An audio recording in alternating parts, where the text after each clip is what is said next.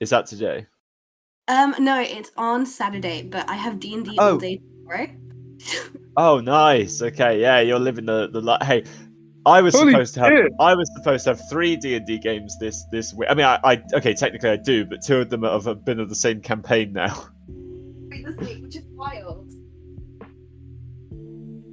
I found the post, John, by the way. Nice. It's insane. It's actually nuts. When I did the week, in a week, I watched 195 episodes. And I wrote this post here. I said, I have 195 episodes left before I catch up in One Piece. By skipping the intro, recaps, and next episode previews, each episode averages to around 15 minutes. Meaning, I have 2,925 minutes of One Piece left to watch, which is just over 48 hours. Yeah. Doesn't sound crazy, like 2 days. Yeah, cool. But you gotta remember, that's 2 days of nothing else. That's every moment of every second One Piece, which is nuts. And like, bro, I guess you're not gonna sleep then. It meant that every moment I woke up, the first thing I would do is brush my teeth. I'd wake up, get One Piece on my phone, brush my teeth, make breakfast with One Piece on my phone, then transfer to my TV, and then continue. Oh my That's god! What I did. So were you listening to the dub, or were you just like looking at the? No, I was watching it. No, because by that point I'd passed where the dub had gone up to. So I was watching the dub. Jermaine, if it makes you feel better, when I was 13, I did the same, but with Naruto. Yeah. Oh, Gigi, you're so fucking cool. I love you.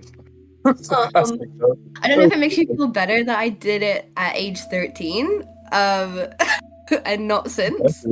But I literally would wake up in the morning, like 6 a.m., watch Naruto all day until like midday, and I got through about 500 episodes in like a month. That's it was impressive. Wild.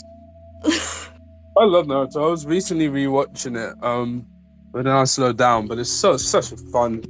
Especially when you're younger, like it instills so many good like morals and like values, you know. Oh yeah, it's self-motivation. It's a nice one. I agree. It's an easy watch as well because it's quite funny. Did you get a chance to look at the character, the art I did for Alina? Yeah, I did. I replied this morning. I saw it this morning. Nice. I love it. She looks great. She looks fantastic. I'm gassed, man. It's gonna be really fun when everybody gets to reveal it. Yeah. Nice. All right. Welcome back, everyone, to session 11 of Chainsaw Man D&D. Last time, in Epping Forest, both Squads 4 and Preliminary Squad 5 took part in a training exercise to test the strength of Crash's true form and to execute the Komodo Dragon Devil. After killing his prey, Crash turned his attention on his friends, and after avoiding the flurry of attacks, Alina unlocked something within her, soothing Crash and placing him to sleep. Both teams saw this as a complete success and went out for breakfast. At this event, Mika and Hakeem explained their contracts to each other, and then the team took part in a food fight. Later that night, Alina invited Edward the barista to the Runaway Fingers on a date, but she invited everyone. This put Edward in an awkward spot, and then later on he spoke with Alina, explaining that he valued RDH so much because they saved him when his family and ex-lover were killed by a group of fiends to the north, one of which was covered in ropes. The two agreed to have a more casual date next time, and everyone headed home. The next day, they discussed plans about the raid and used Joey's fiend power to transplant Alina's curse onto Crash. The next day, the team met with two of the unlisters, with the two unlisters Hakeem had requested to join, and the ship was about to take off. Before then, Hakeem and Peter spotted a familiar face. And now we return as Old Dancer has just left the shore and is travelling along this very narrow pathway, eventually reaching this wide open sea, where in 3 days it will make its way to the Bone Land and to the research facility of the Western Mafia. And with that, we'll go back to Hakeem, as unless you're still muted, Hakeem, we can if you're still busy. Yeah, let's go for it. Okay, Peter having just seen this strange, nostalgic face, has taken his phone out, as just goes, Jurat, I don't have... no signal. I'll try and find a spot on the ship. Log the time as well. It's probably a good idea. Yes, do you have any signal? I am in a complicated relationship with my phone at the moment, so no. Oh, okay. You've got addicted to one of those. Yeah. Okay. As he would head off and start to find a spot to send his email, as he has already typed out like an email of warning to the RDH helpline. It's not as effective as the one that you have. The number you have is sort of a higher up level. He's just got the enlister reports, the basic report one. You mean the number that I had? Had. He slams his head against the deck because he's just like, my phone. But he quickly focuses on what's going on. Yes, as you know that in a couple of hours, a meeting will be held in the central meeting room of Old Dancer, where they will discuss the plans. And you did hear that mission dossiers have been placed in everyone's cabin room. You know that Squad 5 has a room to themselves, the Unlisters have a room to themselves, and the rest of the soldiers will just be in bunks around the ship. Hakeem's going to immediately then make his way towards the room that he was allocated with his team, because he went to review the document before the meetings, just so he's up to scratch and he knows how, what exactly the plan is, and he can throw his 2 chips in there as well if need be. That's where he'll head up. Alina, would you already be there? I would think so. Yeah. Yeah. All right. Hakeem, you would open the door to see Crash and Alina already there. They're on these, there's 3 beds just equidistant in the room, all of which have the classic half-soft, military, barely soft military-grade beds with, almost itchy blankets on them. Brilliant. And, of course, it's not a particularly happy space, but it doesn't need to be. Mm. As you 3 would be left in the room, hearing the sounds from outside of all the movement of feet as the soldiers are now moving around to get to their rooms or other stations to perform their duties as the ship sails past this mountainous and hill landscape on either side.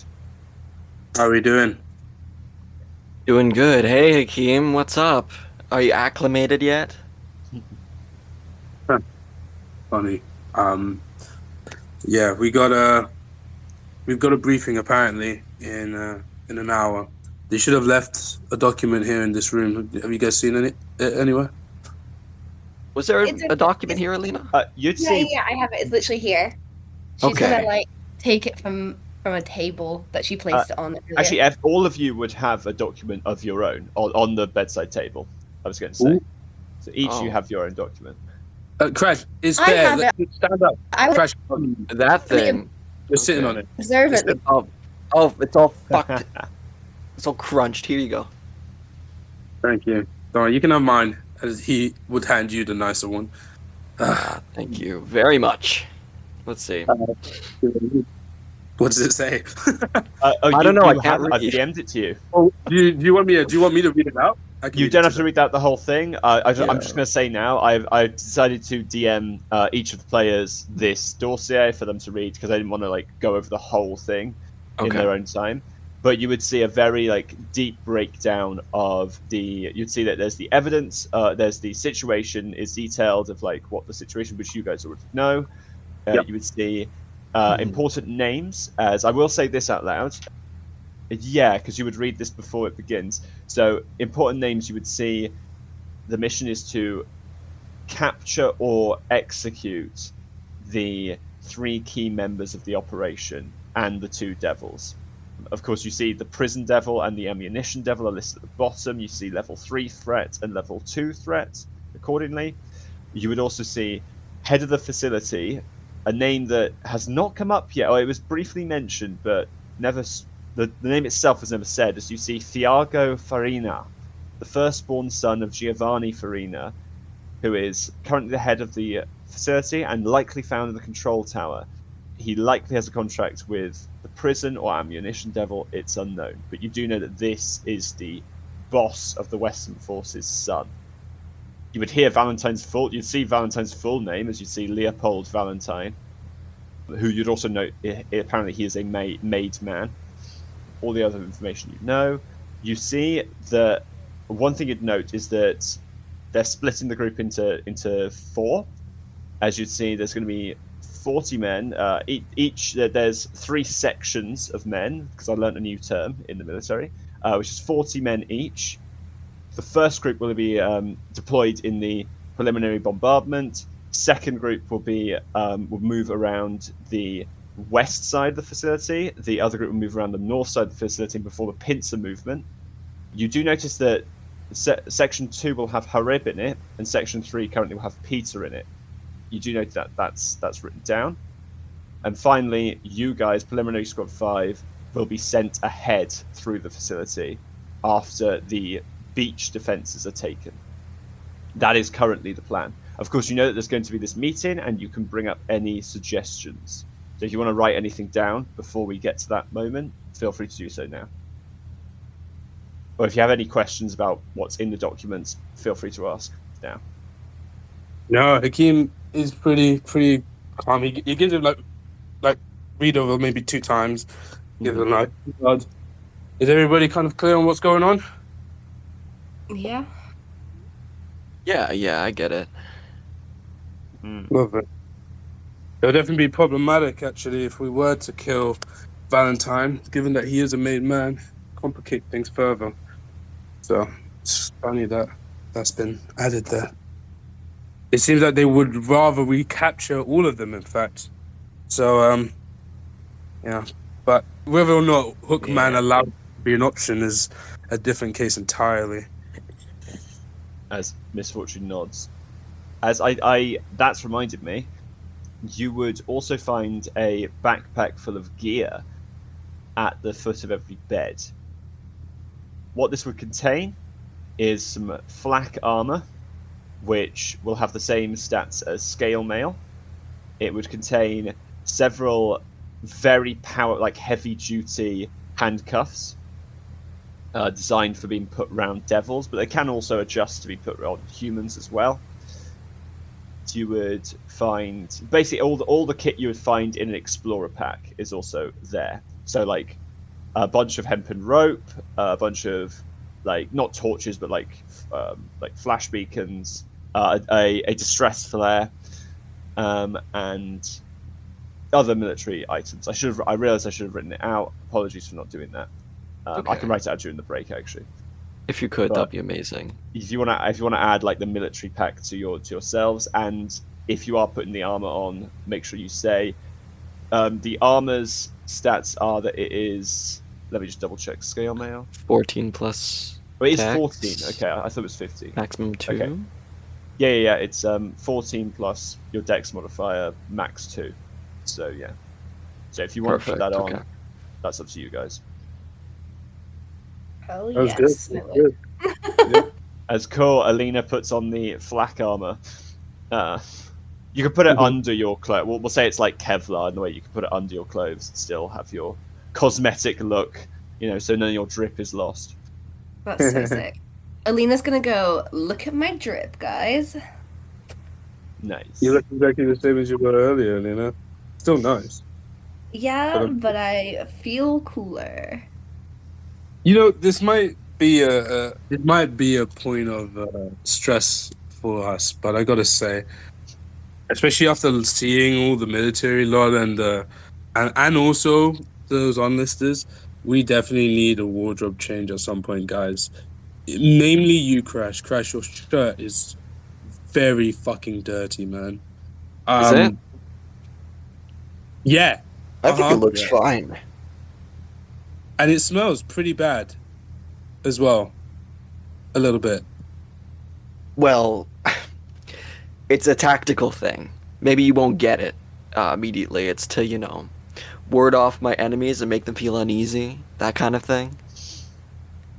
Okay. But you know that they can see basically every wound you've ever got, right? I've tried to throw that thing in the wash to get some of the stains out, and it doesn't like that. Well, this is how I dress, and also that little jacket thing that they gave us, that vest, that's gonna just weigh me down. Look, maybe after we're done with this, you might convince me, but right now, this is how I'm going in. Very fair. There's definitely no point in us trying to have a wardrobe change now. But yeah, I'll definitely probably convince you. I'm not gonna need this vest either, though. It's definitely gonna slow me down for sure, and I need to be able to move quickly. I'm not nearly as durable as you guys are, so it's probably best that I move around as much as I can. Oh, I actually I had a interesting meeting a few days ago before we packed up, thankfully. As Hakeem would retrieve his chain scythes, as he would kind of begin to extend it, you'd realize that the chains droop far, far more than they ever have before. As he would kind of give a little smile, as he'd say, "Yeah, thankfully, Gullivan from Arms for All, he hooked me up. Yeah, he did a night job. He did a pretty good job. That looks nice. You got an upgrade. Certainly. We should definitely go visit him sometime as well. Yeah, he's a good guy. Yeah, sure. Before I forget, Alina, do you have that knife on you? The knife that you took from the pilgrim? Yeah, I do. Okay. Do you plan on utilizing it? Because I think if you're not intending on using it too much, it might be a good idea to maybe hand it over, or at least let one of the unlisted borrow it as another form of defense. Of course, if you want to use it in action, that's totally fine. I know we haven't really had a chance to see you use it yet. You know what? Why don't we lend it to someone? I think that's a good idea. I think I'm stronger from a distance. So I think it would be a good idea to hand it over. Okay. Yeah, that's sweet. Crash, do you have any... Do you feel like it would be useful for you before I maybe get Peter or one of the others to maybe use it? No, I have my hands. We're all good. Cool. I like that we all have our kind of areas. Definitely close range for you, Crash. I definitely feel more comfortable in the mid-range area. And if Alina, you're covering the long range, then we're covered on all ends, which is probably going to be useful to know when we go into this fight. Awesome. Yeah. Hand it over to me, and I'll probably give it to either Habrim or to Peter. Harib. Oh, I'll give it to Harib. Cool. She'll hand over the dagger.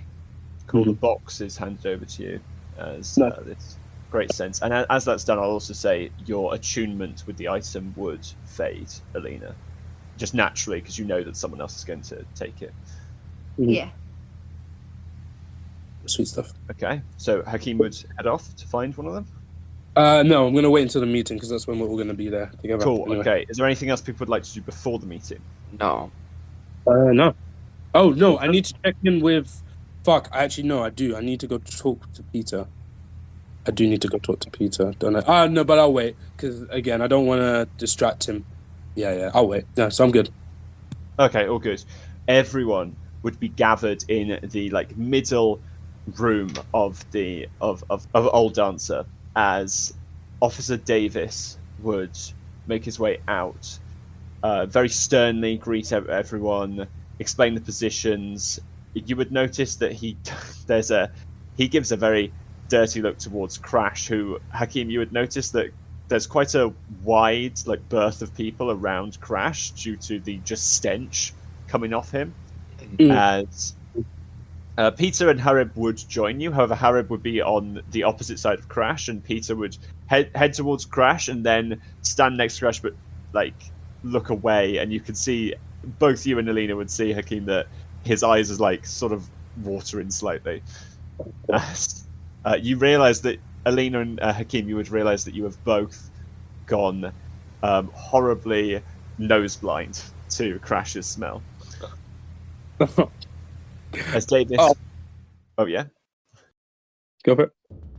Cool. Davis would explain the situation that's in the dossier. He would go over the plan, whichever. The evidence of the Western Force Mafia's illegal experiments have come to light. They are located in a facility in the Bonelands.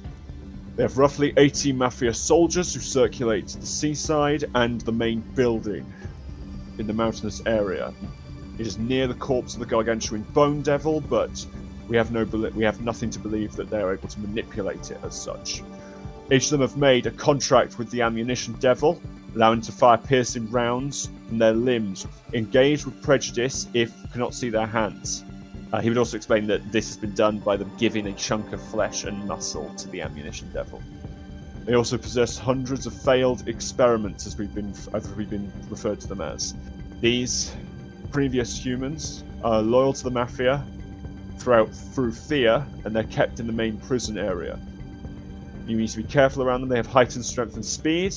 However, you should aim not to engage unless it's completely necessary.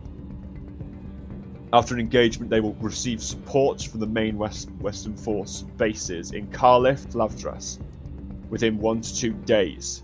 The buildings raided are to be secured temporarily, while the targets are either secured or eliminated. He then goes over the targets, which I've already stated, as he would say.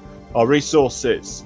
I'm sure you've all got to know each other, and you should all stay vigilant as you're on here. We have here, as he taps the floor, HMS high-class battleship, Old Dancer, treat her well. It is equipped with bombardment weaponry, which will be used at the start.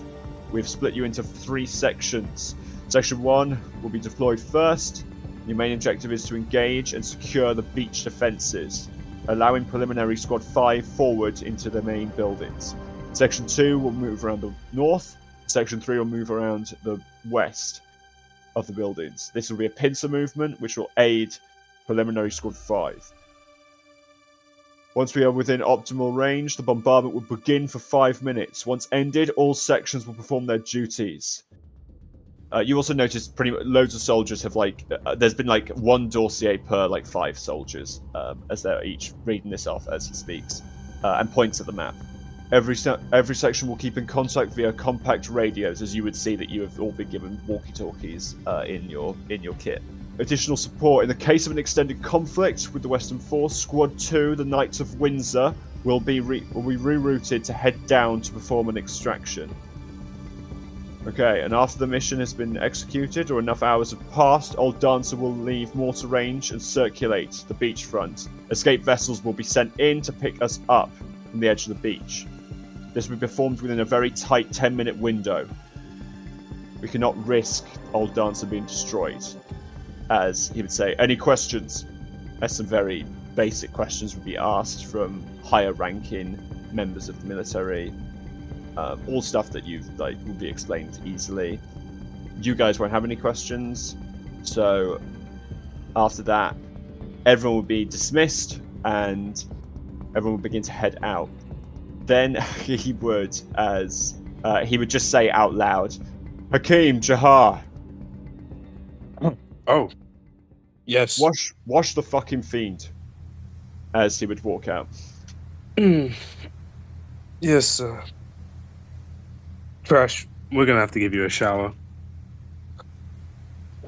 Okay, fine, sure. Whatever they ask for. Peter would sort of laugh faintly and go, sorry. Peter, how was that email that you sent earlier? I had to climb right to the top of the big foghorn, but I was able to get it out. It says sent, at least. Okay. No, thank you for that. I was meaning to give you something, by the way. I felt like it would be more useful for you. Do you mind just holding on to this for the time being during this coming raid? It's an item that we were able to pick up on one of our missions a few weeks ago, I want to say. Well, yes, it was 2 weeks ago. Jeez, fucking hell, man. Time moves fast. Yeah. It's an item we were able to pick up about 2 weeks ago on one of our missions. I felt like it'd be useful for you to hold on to it during this raid, as we're currently not really in the use of using it right now, but we'd like you to try and, any additional weaponry you might have could be beneficial for the mission. So here. Right, okay. He takes the box off you opens it, sees it's inside, and quickly closes it as it goes. Wow. Yeah. Okay, this must have been. Yeah. Make sure you don't be flinging it around anywhere, and I'll be careful. I'll be careful. Thank you very much. Of course, it's on loan. Of course, I will give this back. Of course. Of course, but do let any of the soldiers you're around know that you're carrying it as well. We don't want to freak them out. Right. Of course. Yes. Mhm. I'll let it be known with Davis, with the officer. Thank you, man. I will add the Pilgrim's Dagger to his sheet, to his stat block. Very nice. Before we go to lunch, is there any quick things anyone would like to do? I don't think so. I don't know about you. I don't. I will need to probably hop off this minute. Okay. But thank you in that case, very we'll much. Call it now. Fair. Oh, John, whilst we have the break, can I confirm with the new vest, it's a maximum of 16, isn't it? It is, yes, because Okay. it'll be 14 plus your dex, maximum 2. So yeah. Yeah, cool. So even if you would have like a +5 dex, it would still be 16. To which I have, yes, fantastic. Thank you. And you'll keep that when you transform, because you're a hybrid. You're not like destroying your clothes when you transform. You'll keep that. Okay, that's good. During all times. Okay, cool. Dude, I just wanted to double check that it wasn't stupid. But yeah. Been thinking like, what sort of stops might we get in this raid? Very interesting to think of, because like everyone split up, like like it's gonna be like who's going where? Are we gonna stick together the whole time? Are we gonna get like one-on-ones? Do you know what I mean? I was like, there's 3 main people, there's 3 of us. Does that even work? Like, there's so many avenues that this could go down. It depends on how you guys want to, because they're sort of keeping it vague of like how they're saying we want you guys to move past section 1 and get to the main base first. Yeah. It's up to you guys if you do that stealthy. It's up to you guys if you charge through. It's up to you guys if you take if you move with one of the flanks. If you move like with the western flank, with the northern flank. It's up to you guys. Up to that. I need to get my strategist juices flowing for sure. Because I doubt Alina and Crash probably haven't been on any missions similar to this, whereas Hakeem probably has, to some degree, done like missions that there's some planning involved, at least beforehand. Yeah. Definitely not a raid, but still like all right, we're gonna approach it this way, or there's a devil here and there's a bunch of civilians that we need to be careful of, stuff like that. But if you want to make up some cool things that Hakeem, maybe not like obviously like low level devils, but if you want to come up with some like cool what Hakeem did before he before this adventure started, feel free to go for it. I do have a list of weaker devils in my where is it here it is, because I've got the different devil levels, because of course Det is level 3. No, he's level 2, but like level 1 devils I've got the coffee devil, the knee devil, the condiment devil, the peanut butter devil, the paper cut devil, and the sunflower devil. If you want to make it so that any of those Hakeem took care of. Yeah. I think I've been thinking more so on like who he's interacted with and when. Yeah. So I think in the early days, like back when Hakeem wasn't very much the Hakeem you guys know now, he would have been, that's when he would have met people like I don't think he would have met Isla back then. I think he would have known Peter. He's probably known Peter for a while. He hasn't known Harib for long. But I think one of the earliest people he would have worked with would have been that guy. I can't remember his name off the top of my head. The one who died. Oh, Hugo. I have it in my mind. I want to canonize the day Hakeem was told that the Earthquake Devil had been slayed. It was actually Hugo who broke the news to him. I think Hugo would have been Hugo, not Hugo. Hugo. So, Yugo. Yeah, Hugo. I'd say Hugo would have been the guy who, having known Hakeem, like not like he was there in my first mission, but like being like, in the early days he met Hakeem and he was a vengeful, angry dude trying to get stronger quickly. He would have known this and probably been like, "Hey man, I've just been informed about this. I think I should tell you." And then he would have probably broken the news to him. To give a weight to who the kind of guy Hugo was, he would have known. He would have known about Hakeem's motives, I think. Yeah. Yeah. Sick. As far as devils, I mean, that's completely up to you, man. Okay, Whatever they awesome. thought I was strong enough to go and deal with. Yeah. Yeah, I mean, of course, you've known before. Like, there's been times where you've been sent on a mission and then said, "No, it went too dangerous. We sent like someone crazy in." We've already discussed that before. I had it in my mind. He's gone before meeting the team. He probably would have gone on at least 12 missions before, and nearly probably. I think I did say 12 before as well. I think 12 missions he'd gone on. Half of those he'd ran away because of how dangerous they'd gotten. Because there was a time when there was a few missions when he was a sole survivor, only because he was the only one who got away. And I think that would have been part of why he would have been like recognized early. Would have been like, not because this guy's a coward, but he's the one who he managed to always slip through, even when he goes up against evil, really fucked up devils. Somehow he manages to live. That's why. Last session was so good. It was like only the other day. Yeah. Yeah, mate. We're getting spoiled. And then Gigi's got the campaign she's doing tomorrow. Gigi's got a 3-day week. I know. I'm It's jealous. crazy. Yeah. Sorry, Gigi. No, it's fine. It's good. I was literally telling everyone at work, I was like, I'm such a nerd this week. My favorite thing is when I first came to the UK, when I went to school, I was like 14, 15, and I was like talking to a girl. She's like, where were you born? I was like, oh, Texas, like Houston, Texas. She's like, oh, do you know Beyonce? I was like, you live in London, do you know like Bill Nye? I don't know what you mean. Oh shit! I forgot. That's so good. You know Bill Nye. I was just like, what do you mean? Oh shit! You live in London. Do you know the Queen? Bill Nye, bitch. Why would I know Beyonce? Like, it's just a city. You should have told her, yeah, I do know Beyonce. I know. I should have. Yeah. It's like, no. But yeah, I helped her make. Was Lemonade the road? Oh no. No, I was just, I was in Single Ladies, you know what I mean? Like, before I was born. My mum will like always forget how good a movie was. She'll just forget a movie after she watches it, and she's like, and I'm like, that's kind of a gift, because that means you can imagine watching The Incredibles for the first time every time.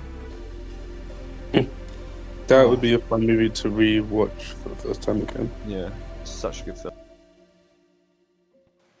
Hello. Hello. I'm back, and I'm here for the long haul. Hi. Hello. Everybody back. Bone fields. I'm looking at other places on this map. There's just so much around. Labyrinth of the King. Oh my god, there's a fucking Mito Egan reference in this game. Holy shit. No, I'm not gonna let the DM say otherwise. Yeah, okay, that's so cool. If you guys want to, during this travel, roll any once we get back into the game, if you want to roll any history checks for with Crash, it will be with disadvantage. But if any of you guys want to roll for any particular location, if you know any information about it, go for it. Nah, I like the idea of Hakeem's definitely not well traveled. Hakeem's definitely not well traveled. No, so. I think Alina's the same. She's kind of small towny. Yeah. I'm thinking Hakeem definitely needs to get this promotion so that he can get a strong fucking devil contract.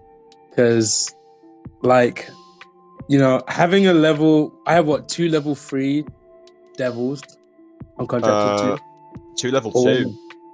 Oh, level 2, my bad. Yeah, sorry, it goes the other way around. It's level It's level 4 is the strongest. Level 1 is the weakest. It's not the other way around. Sorry. Level 4 is the strongest one that still has a number. Above level 4 is primal level, which is like technically level 5, but it's just called primal level because it's only primal devils are in there. And other stuff that I can't say because spoilers for both this game and for Chainsaw Man, the actual amazing manga that we all love. Yeah, I'm excited for stronger devil, man. Oh my Stronger god, devil, it's gonna be good. It's gonna be sick, bro. It's gonna be sick.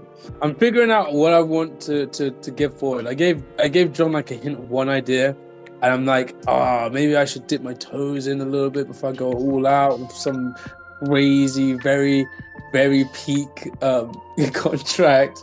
Yeah. But my mind is, I mean, John's abiding by the rule that resides in real Chainsaw Man. Like, if you offer something really valuable, they're gonna offer something real valuable back. That's the exchange. That's it.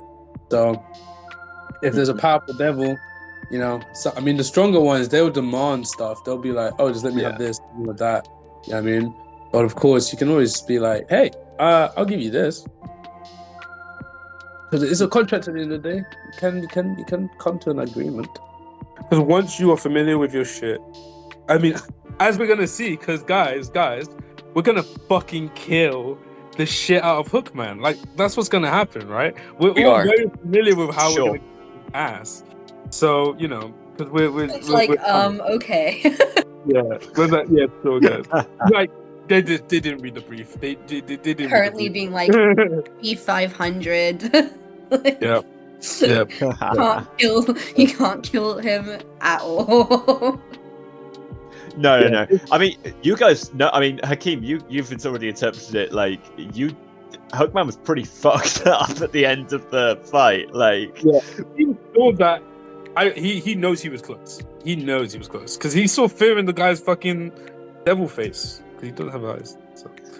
Yeah, but, it was fear in the mouth, I guess. I know for sure. Even if it was a 2-on-2, if Alina jumps in on that with Crash, we could do him. He's so strong. I'm not belittling the guy, by the way. He's a tough cookie. No. Of course. But I'm imagining. I trust him, Crash.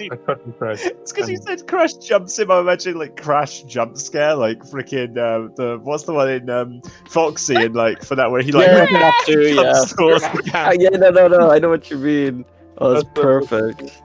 That's so fucking true. Oh, I'm gonna see if I can get the sound effects to play. Yeah. Okay. Would you guys like to return after that amazing deep chat? Hell yeah. Thank you, by the way, guys, for being great players, great people. I love playing with you guys. I love playing with you all very, very much. That's fun. Before anything else, as Old Dancer passes through the mountainous and hill terrain, I would like everyone to make, we're all going to make a group luck check. Can everyone please roll a d20? This is for the weather. Oh, God. Great. Let's see. Oh, that's good stuff. 5. Oh, no. Alina, please don't get in that one. Please don't get in that one, Alina. 17? Okay, so that in total is 14 plus 17, so that's 27 plus 26. Okay. You have avoided the really bad. You have beaten the really bad threshold. The weather is quite turbulent. The ship does rock considerably. Luckily, you guys have been sort of getting used to ship travel, so there's no sickness that overtakes you. As the ship moves on, you would get to washing Crash off, I assume. Oh yeah, man. Which would be a very. I wouldn't be physically watching him, by the way. I would show him what to do, and I'd make sure he does it like 3 times. In a bubble bath, and you're not like massaging his hair or something? Hey, come on. Not this time, man. Would you redress come on, the Hakeem. Wait, two people spoke. What? No, go ahead. Would you redo the bandages? Would you like take his bandages off and then apply cleaner ones? If you let me. Yeah. Yeah, I'd do that. Okay, how does Crash look without the bandages on? Because of course we had it described when he rages, but how does it look when he's not raging? I'm curious. Oh fuck! What's Crash's face? Oh god. So, I think the first thing you could tell when you take off Crash's bandages, which are already like tattered and dirty and just quite disgusting to take off to begin with, that underneath that, there is a face of just a normal kid, it seems like. Just a normal,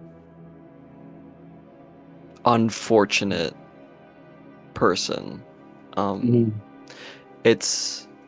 But it was the person that this body once was before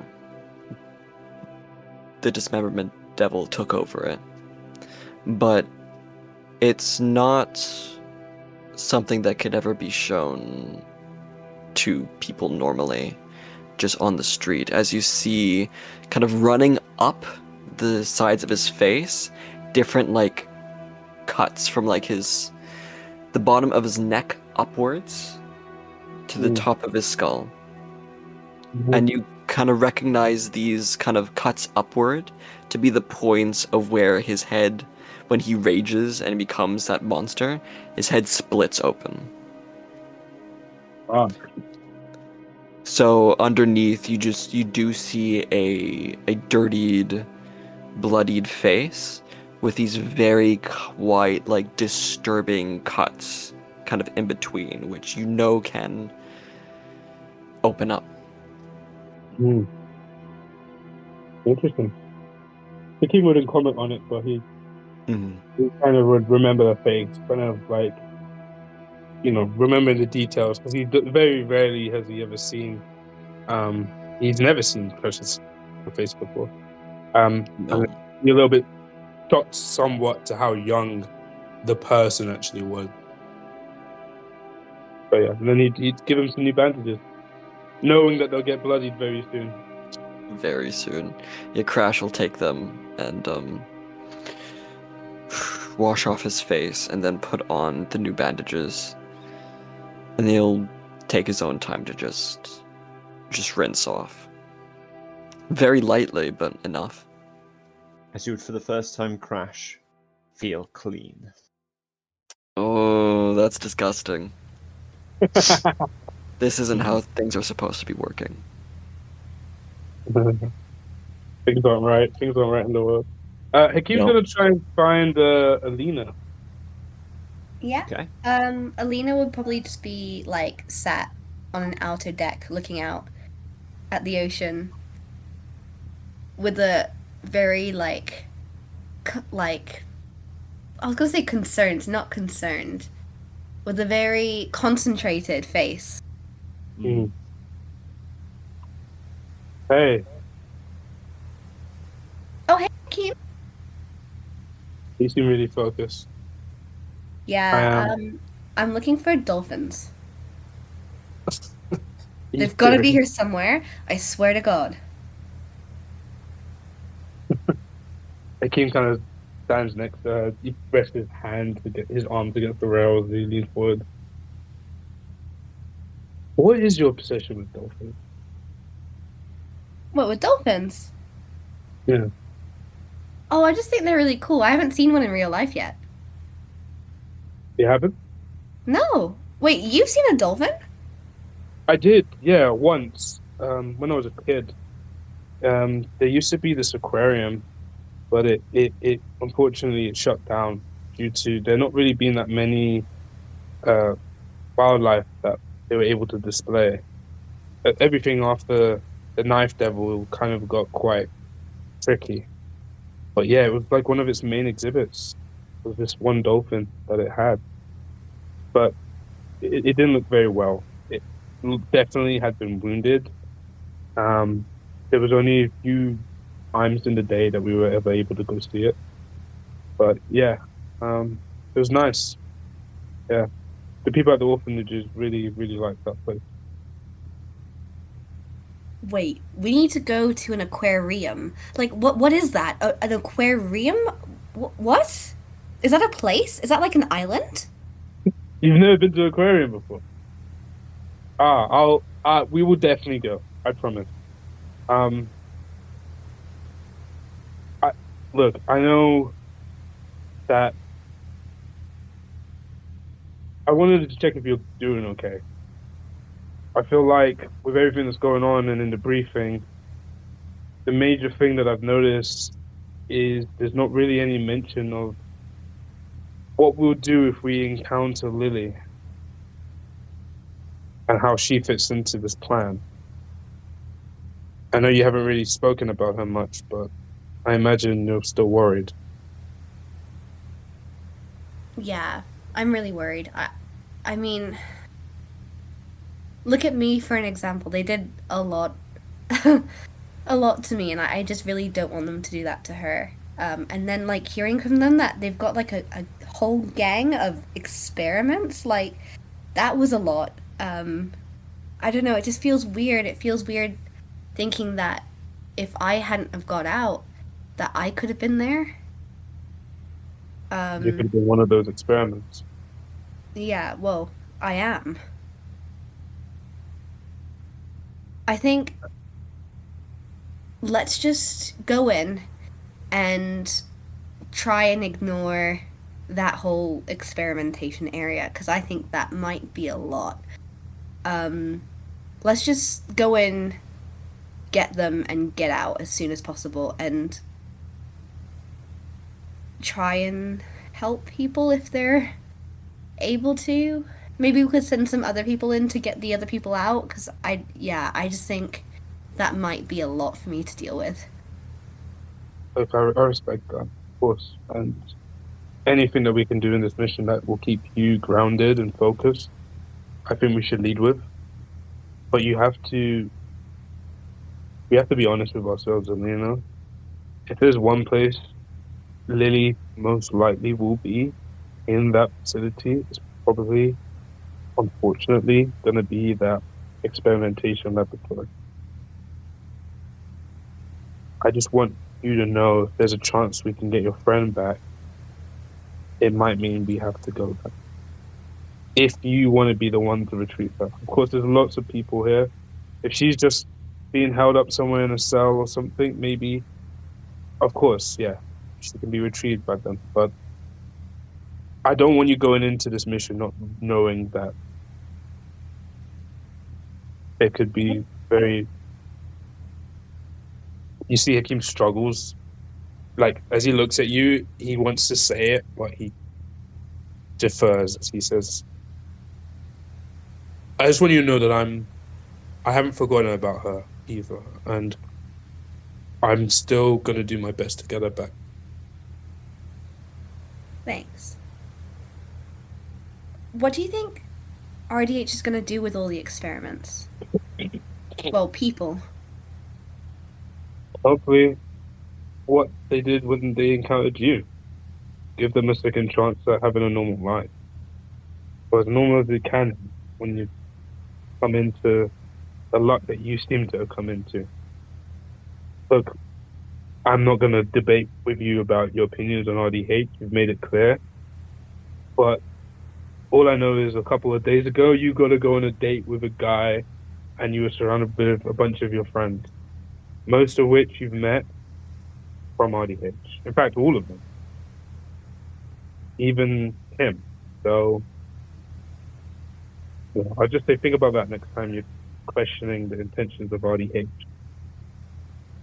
I never had many friends before. And the few I did gain when I was at uni were taken from me. Since joining RDH, since meeting you and Crash, I feel like, I don't know, I feel like I've gotten a real sense of what a family is. And it's just been a very long time since I even had that thought.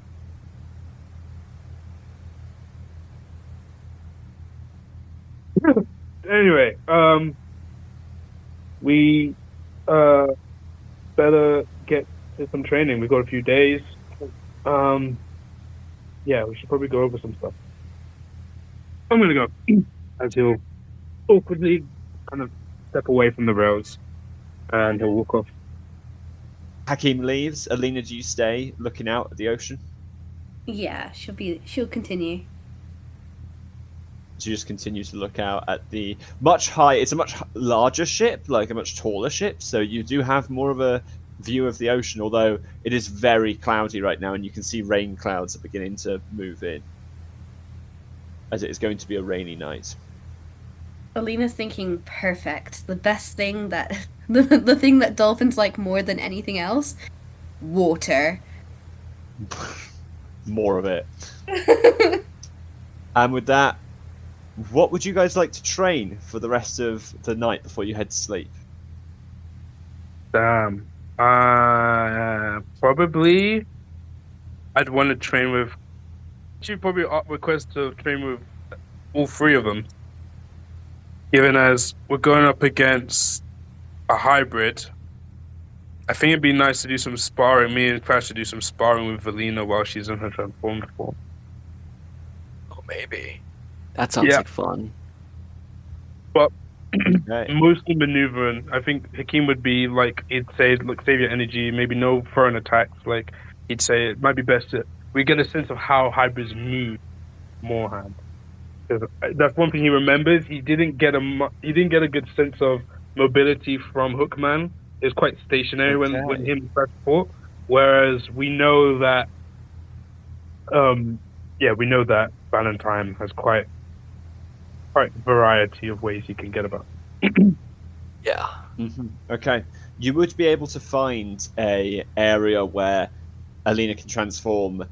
You would have to let some soldiers know. They do know that you have contracts, but you would need to have them know. And yeah, you would all partake in this training. Alina would transform, and you would sort of prioritize your dodging. I take it, like your maneuvering. Yeah. Yeah, certainly. Okay. Could you each describe how do you improve yourself during this training? How do you push yourself, or do you change? Do you try something new? How do you change stuff up? Hakeem would begin to utilize more of his surroundings, in the sense that with this additional length now to his chain sight, he would begin practicing how to maybe whip his scythes around objects to maybe use as leverage, so that he could maybe spring around places, or like, you know, when he runs, he can like use it as a pivot to maybe change direction quickly and stuff, just to help with, again, the evasion and the dodging. Yeah, and also getting up into high places as well. Okay, Crash. Yeah, for Crash, they would be working with Alina. I would think they would be chasing her around if we're working on movement, of being able to, like, I would run up to her just in my normal human form, trying to, like, give fake hits, like hits that don't actually hurt, and and kind of chase in this form versus chasing in my raged form, and just seeing how those two compare to one another, and try to show Alina kind of what to do during, like, if you're versing more of an animalistic kind of attack versus someone with a bit more chill behind their back. Yeah, you definitely feel like you're flexing new muscles that you don't normally notice due to your sort of the range sort of blinds you to your own sort of feelings, as you sort of get more of an idea of that. And Alina, in your devil form, how are you changing up? How are you making the most of this training? I think in the devil form, just getting used to like walking around and stuff. I think she doesn't use it that often, so it's kind of good just to get used to like running and dodging, as well as I probably start throwing Owen's company out just to the walls, just to try and get accurate with it. And Alright. then the only other thing that she would do is she would also cast, maybe when she's not in the form, but cast House of Cards, and she's just gonna map out the cards and kind of just like get used to where things are, where like, Okay, I like that.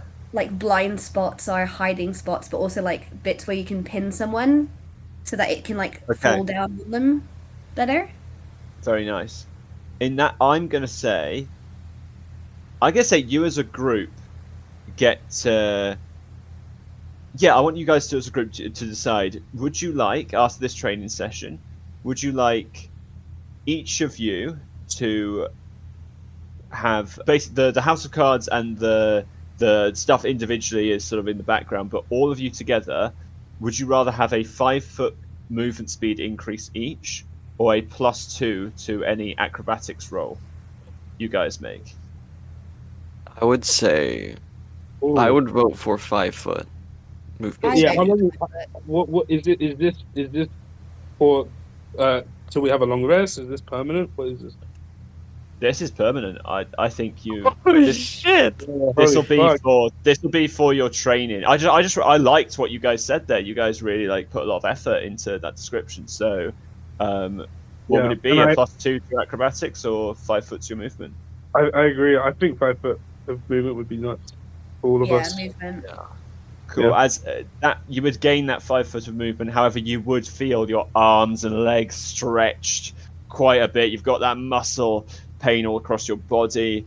And Hakeem, you would notice, because he's not being particularly subtle, Harib would be watching as he would be looking at you guys finish up your training.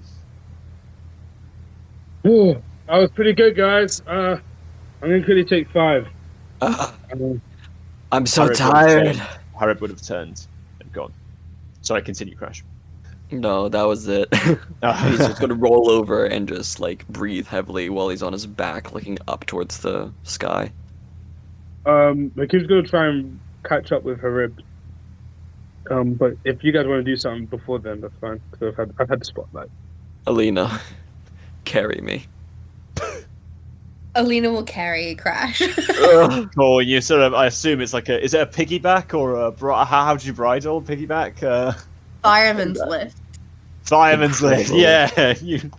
It's like, imagine Magic Mike. That's literally it. It's like, come here, baby girl. And it's like over the shoulder. And it's like muscles are on show. Yeah, muscles are on from both you and Crash is like, it is very heavy. Like, luckily you're using the right technique. You've had to carry Lily home before. You've had to carry other like friends when they've fallen over in the classic Haskaran landscape style. Just carrying them home. Don't think I haven't forgotten that.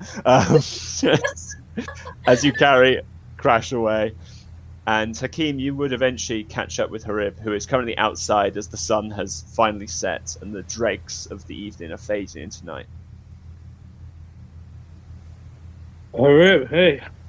I thought you... I saw you earlier. How you doing? I'm as alright as I can be before this raid. Makes sense, yeah. I never really asked you beforehand. I know we spoke, last time you spoke really was back in the pub a couple of weeks ago now, yeah. But like how why are you still an honester? I mean, it's very evident and everybody else agrees you're definitely the most skilled. You could easily become a squad member if you wanted to. It's just I was just wondering why. Squad 4 and 3 have offered me a place. But Whoa! I have declined every time. What? Why? Squad 4 is great. I mean, we've been fortunate enough to work with them on a few stuff. They're pretty good group. I feel like you fit right in with them. It is a offer with a catch. They wish for me to take a devil contract before I join, and I refuse. Are you saying you have no devil contract at all? None. I will Wow. not pledge my soul or my body to Satan. Wow. I never knew you had that standpoint. As he would sort of take out the objects you saw before at the pub, as he would take out his crucifix and let it fall out. As he goes, I make no hiding of it. You're right. I guess I'm only recently kind of learning how to be more aware of other people. I tend to just keep my head down. I guess recently I've become more conscious of the fact that everyone's kind of got their own thing going on. Hakeem, I don't think that this means that I think any less of anyone who takes a contract. Oh no, I wasn't. I didn't think that. You seem respectful to everyone there. You know. I am. I mean, I understand the temptation, and I've seen many fall. Peter is one who has fallen to the temptations of the demonic, and for that I pray for him regularly. in what way? Has he got a pretty bad contract? It is like any other unlisted contract. It is a low-level devil, a low-level servant to Lucifer. Servant. Yeah, I don't completely disagree with you about that. You know, when I became an unlisted, I thought if I gave something of really, really deep value, even a weaker devil could give me tools that would be useful. And for the most part, I feel like I was right. I've been using the weapons provided to me by the Death Devil for a while now, and they've gotten me through some very tough battles. How much have you been using yourself, Hakeem? How much have you been using what the Lord has given you? We're talking about what the Lord has given me, a very powerful set of legs, and I've thankfully been able to get the fuck out of a lot of dangerous situations with them. I've always had a good eye. He kind of realizes the joke and he gestures to his eye patch. He sort of like resists rolling his eyes as he looks at you. What I mean is, before all of this, I was studying to be an architect. To be in such a profession, you need a fine eye for detail. There's moments when I'm fighting, it feels like the chain scythes I wield slow down somewhat, and I can it's almost like I can always pinpoint where I need to hold the chains or how I need to interact with them to get them to swing in a certain way. And I surprise myself sometimes with how effective they can be.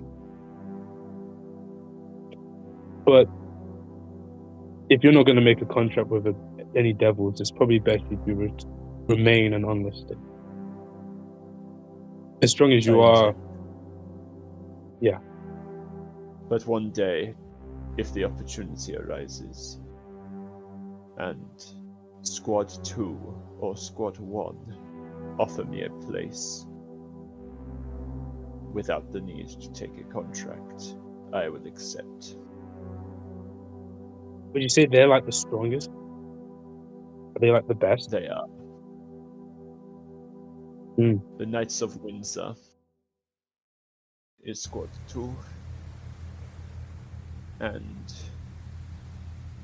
it is the Ark of Heaven is Squad 1. Both of them I wish to join. But until then, I will continue to train my body to push it further and further. I guess we'll just have to see which one of us gets to the top first then.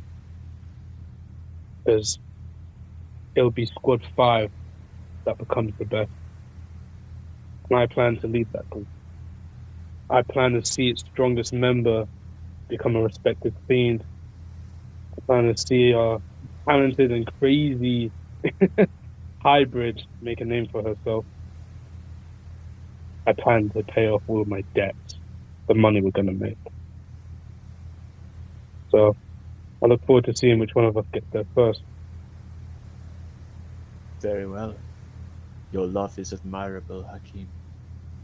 As he holds out his hand.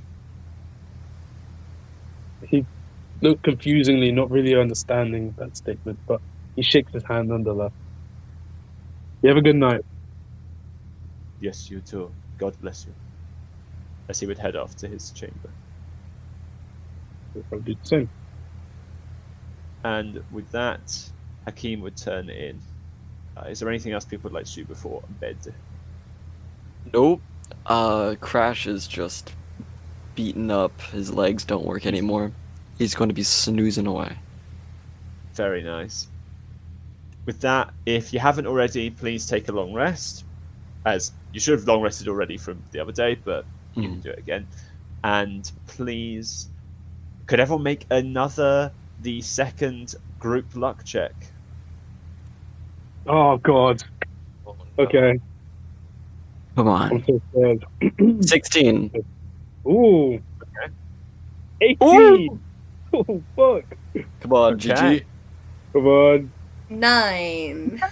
Okay, not bad. So let's see. So that's Really? 20, I 24 love that. plus 9, that's 33. What? So let me look at the list. Okay. Actually, at this point, Hakeem, did you pack your sleeping pills? I'm gonna have to roll to determine it because I don't think I can't decide. So even Please. he did, or he didn't. He did not. No. Fuck. Okay. As He did whether Hakeem forgot them or purposely chose or subconsciously didn't.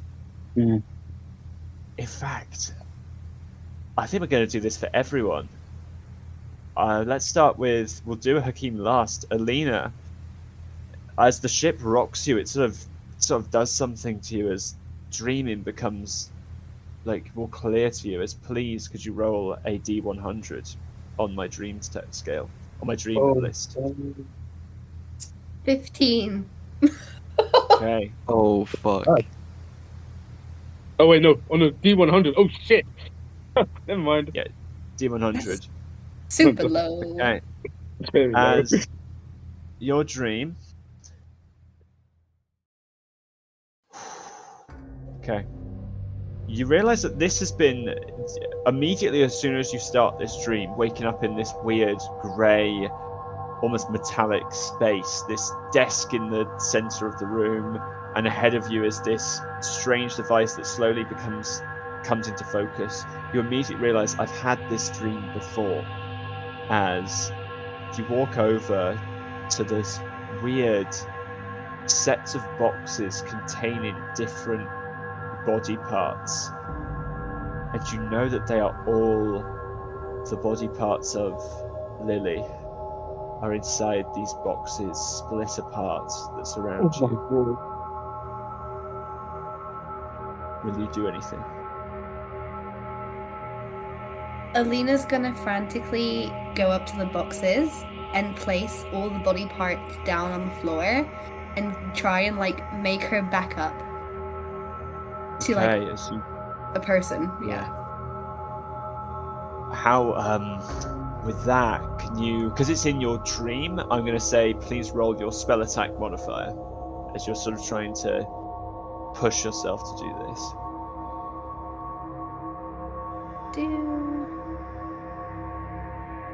Is that just a d20 with... Which one is it? It would be... Yeah, so go onto your spell sheet and it should say what your spell attack is. The spell attack bonus? Yeah, so +7, so it's a d20 +7. Got you. 19. 19. You are able to perfectly focus and enter this control in your dream that you normally don't have as you fit all the pieces together and you create Lily in front of you on the ground.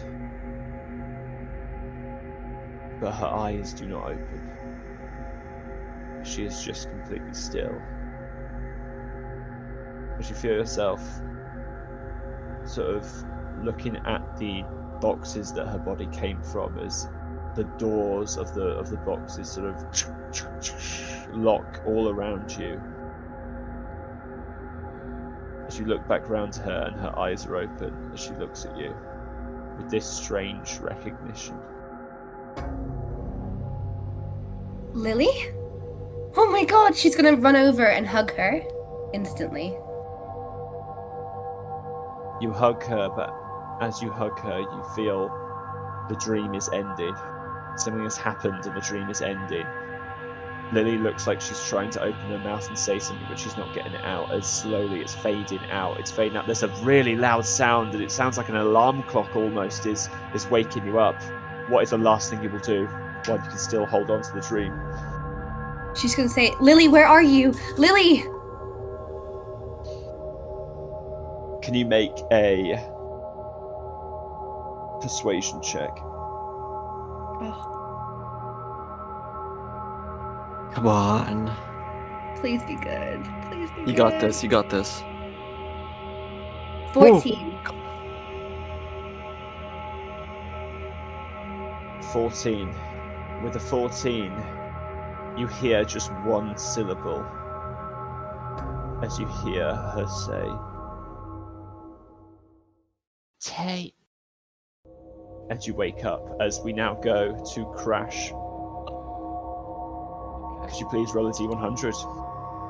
I will do a little bit of explanation of this list. So this is a dream diary that I've kept since 2018. So it has about nearly 400 dreams on here. Oh my so god. Basically, every time I ask someone for a new one, I actually move up a set of 100. So I asked for Gigi to roll a D100. That was from 1 to 100. I'm now asking you to roll a D100. This will be from 101 to 200. So there is no way of a repeating dream. Well, it's very unlikely of a repeating dream. Okay. Let's do this. That's a 2! A 2? Okay. Wow. Oh my god. I'm one off. Oh shit. Oh, it's bad? You find yourself sitting, Crash, as you are currently seated in what looks to be you actually, as Crash, you don't really recognize what sort of room this is. You've never been in a room like this as Crash, at least. Like, there's loads of rows of chairs that are slowly stack up, and in front of you is this weird, it looks to be some sort of plinth where a bunch of people are currently walking around in this sort of foresty area, holding these wads of paper and reading off lines to each other.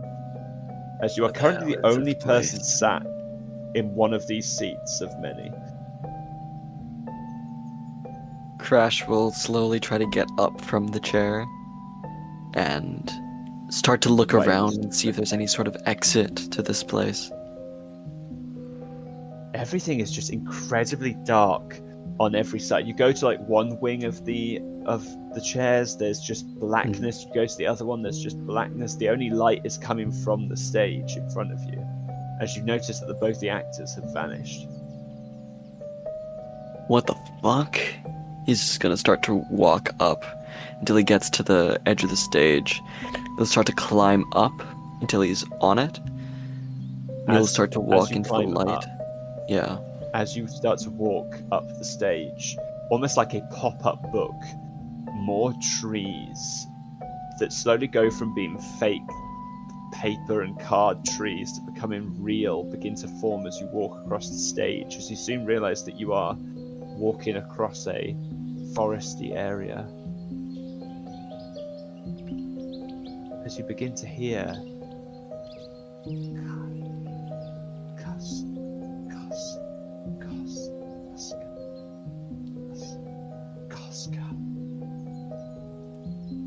Just whispering from between the trees.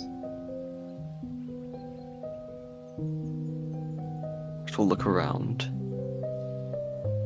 and he will get into a stance with his hands kind of to the side, open and ready to attack anything that kind of comes near.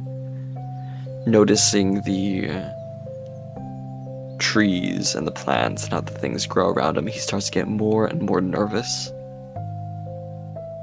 As you start to feel this fear dwelling within you, this isn't just the fear of you, Crash. This is the fear of just something else. This is something creepy. You realize that you don't know where your friends are. As you realize you don't know where Alina is. Unlike, I will say this now, unlike Alina, who realized this was a dream, you do not realize this is a dream. You realize you Alina and Hakeem, they're not there.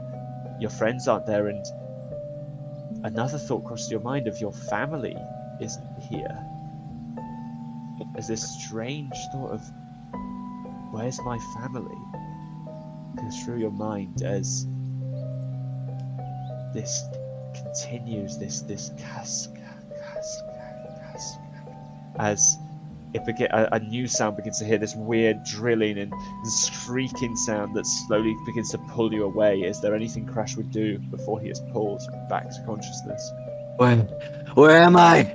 Who are you? Where am I? He's just gonna look around and search for this voice in the darkness, and he's just going to run towards where he thinks he might hear it. In that case, make me an athletics check. Yes, sir. I'll say this is like your brain muscles, like bulging in your head to try and force yourself to find something. That's gonna be an 18. Okay. With an 18, you burst into what feels like a clearing as you see the back of someone. This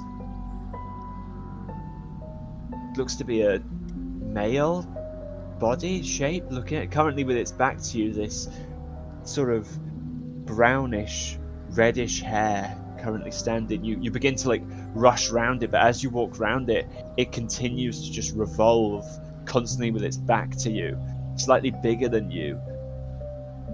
Oh, don't be shy now. You start to slowly walk towards it. Is he able to get closer to it? As you walk towards it, feeling yourself just starting to leave the dream, it turns. Okay. And you see no face. As multiple sets of eyes glow, you see at least 5 sets of eyes glow from in between the tree line. The same swirling red eyes as yours, looking with intense purpose at you as you awaken, and we now move to Hakeem. So can you please make the last D100 dream check? Okay. That is a 50. 50. 50, 50 on the dot. Nice, on the dot. Okay. Okay, Alina and Crash, we're going to need some improvisation from you guys, because Dream Alina and Dream Crash will be returning, it seems. Oh, fuck, no, Hakeem. no, not again. No. Oh, fuck. Hakeem, you find yourself having... what was Hakeem's first job? My first That wasn't job. RTH. That wasn't... Did he ever have a part-time job? I suppose I should ask. Yes, Hakeem did have a part-time job. He used to work at as a kitchen porter. That's very appropriate, as you realise that you're walking through the same under-city maintenance area that you used to walk when you would take the bins out to the main landfill, where multiple different shops like dump their rubbish. As you remember the route very clearly as you begin to walk across the railing as you realize that you've become more used to realizing that something is a dream, and it is suddenly very much it becomes real as you turn one corner and find yourself walking through a carnival. As you suddenly see just multiple stalls. Like, the people who walk past you can't really tell details. This place is packed, but you can't really see the people, apart from two. As you would see once again Dream Crash and Dream Alina at different stalls. But this time they look at you quite friendly. As Dream Alina, what would you be doing? Dream Alina would be doing that game where you throw a ball and you try and knock down the bottles. And she's trying to get this massive dolphin plushie. Nice. And As you she's there. see that, yeah. She's there Go going, one more, come on, I can get it next time, I promise. As you see almost Alina with the same energy as Crash, very aggressively throwing this ball into this, like, almost void. You can't see what she's trying to do with the ball, or even how she's supposed to win the dolphin. There seems to be no rules conceivable, but Dream Alina's really pumped up. Meanwhile, you would also look around to see Dream Crash. What would Dream Crash be doing at this Devil Carnival? At this Devil Carnival, he'll definitely be at the game with where you're trying to strike that huge hammer onto the thing to get the bell to ring. He would be holding a ridiculously large hammer with both of his hands that kind of like is far up above his head. Come on! And you'll start to smash this thing as hard as you can, and the part will go all the way up. Yeah, go ahead. Yeah, as it goes all the way up, you see that it just breaks through the machine and just keeps flying up into space as it becomes unseeable. As from above you, Hakeem, as you look, you would see a new being, as you would see Dream Misfortune look at you from above. Its two eyes currently, these giant orbs that float in the sky, and it's unlike the actual Cheshire Cat that seems to be referencing, it does not have a smile. It actually has a very disapproving frown that is this moon, as it just looks at you. Looking over towards Dream Alina, then Dream Crash. Hakeem kind of sighs as he will try and walk as far away from those two as possible. He remembers the very uncomfortable experience he had the last time. He'll keep an eye up above him, looking at Misfortune, but he's going to try and find a stall away from them where it's quieter, where there's not so much noise. As you walk, you would see the ground around you begins to just become less green, less color, just gets colors just sapped from the different stalls. Eventually there's just this last stall, this brown crappy stall. This just paper has been placed over the front and you can't even read the writing. It's just illegible as you look at it, as you just sit down, as you hear, "Hey." Hakeem looks up. You don't see anyone there, but you definitely heard someone. "Well, this is a odd spot." Hello? Yeah, I said hey. Hakeem again just looks around in a double take. Looks up. You see that the eyes have closed. Misfortune is not looking at you. Oh, you're just not going to speak?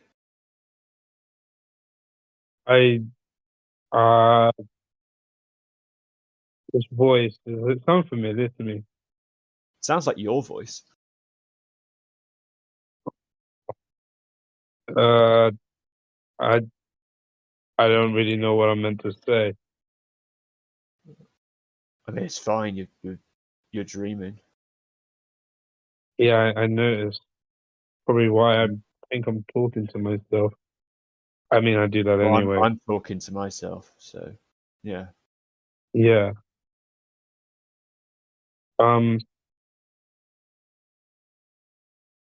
So, do you also not remember what Simone looks like? Because I can't remember her face. And it's kind of fucking me up a little bit. Well, I do, but it's because I do that you don't. Interesting. That's very... Yeah, he gave it to me. Normally you hog all the big stuff for yourself, and then I keep the little things. Like you know that kids show that you keep remembering, the one with the really blobby bodied green and yellow character, and you can never remember the name of it. I know. Oh. But it's always at like the tip of my tongue. But you're right. Even right now, I don't actually know. Yeah, so I have Simone. So she's not gone, but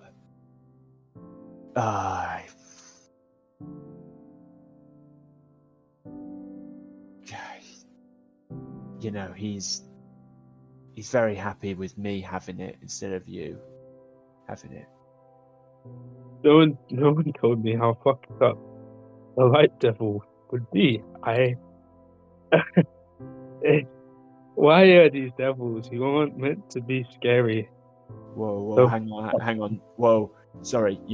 As you notice around you, the carnival itself is starting to become blood red from behind you as this disembodied voice goes, "You really, you don't fucking think happy stuff, please."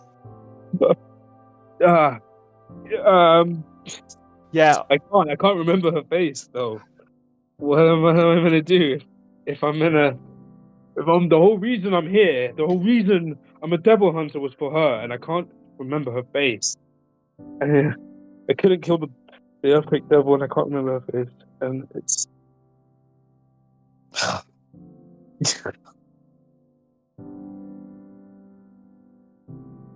What's the point?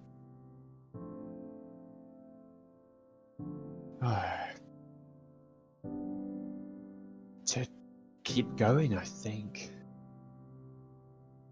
I mean, why would you be in this carnival if there wasn't a point?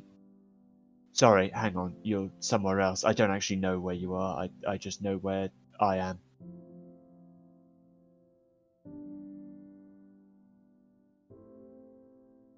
I'm not much conversation.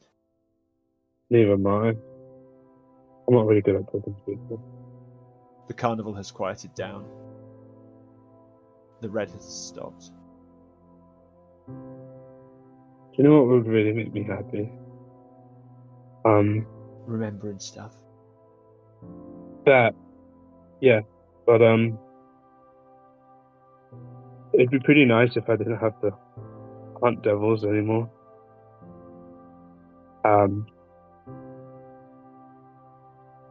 It'd be nice if I could just become an architect like I always wanted to. That would have been good.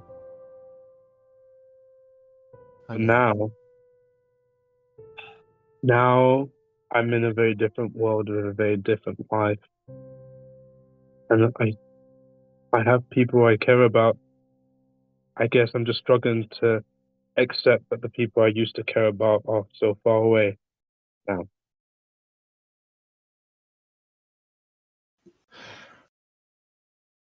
I'm not far away, but you can't talk to me. At least this will probably be the only time we talk for a very long time. So, What's one thing you want to say to me then before this ends? as you begin to hear this whining sound drilling through, you can feel yourself begin to wake up as you hear this voice say, I suppose I would say stuff is always there. Because I'm always there. And I think no matter what, we should be.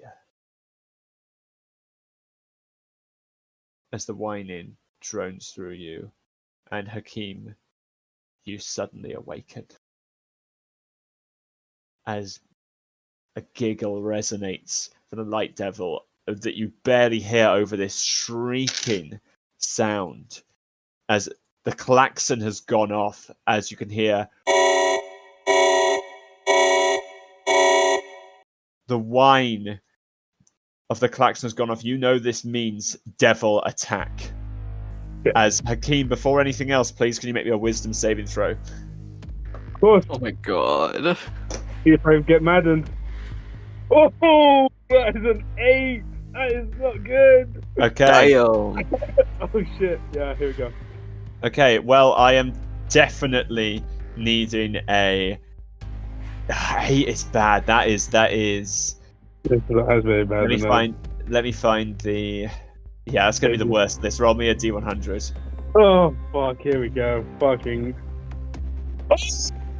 Oh, what the fuck? Wait, what did you roll? Oh my god. That's a 1. That's Okay, a this 1. I think this is one of the ones that I did change because it was a bit too crazy. Oh my god. But with a natural 1, Hit me. Hit me It's with not. it. Holy shit. Okay. Oh my god. For I'm gonna roll for how long this lasts. Oh my god. Shit. Okay, that is for the next. Oh, sorry, hang on, I didn't roll that right. For the next 42 hours, so this is going to last until the raid begins. Hakeem, what is your alignment? What? Oh dear. His alignment is true neutral. True neutral. In that case, Hakeem, your alignment is now chaotic. You can choose where that lies, but with this conversation to this being that I don't know whatever theory you have on it, this conversation has warped your perspective of morality as you wake up to hear this bleating yell from the klaxon. As how would you guys like to act? Oh my god. I need to decide whether it's going to be chaotic. Wait, it's either chaotic neutral, chaotic good, or chaotic evil, isn't it?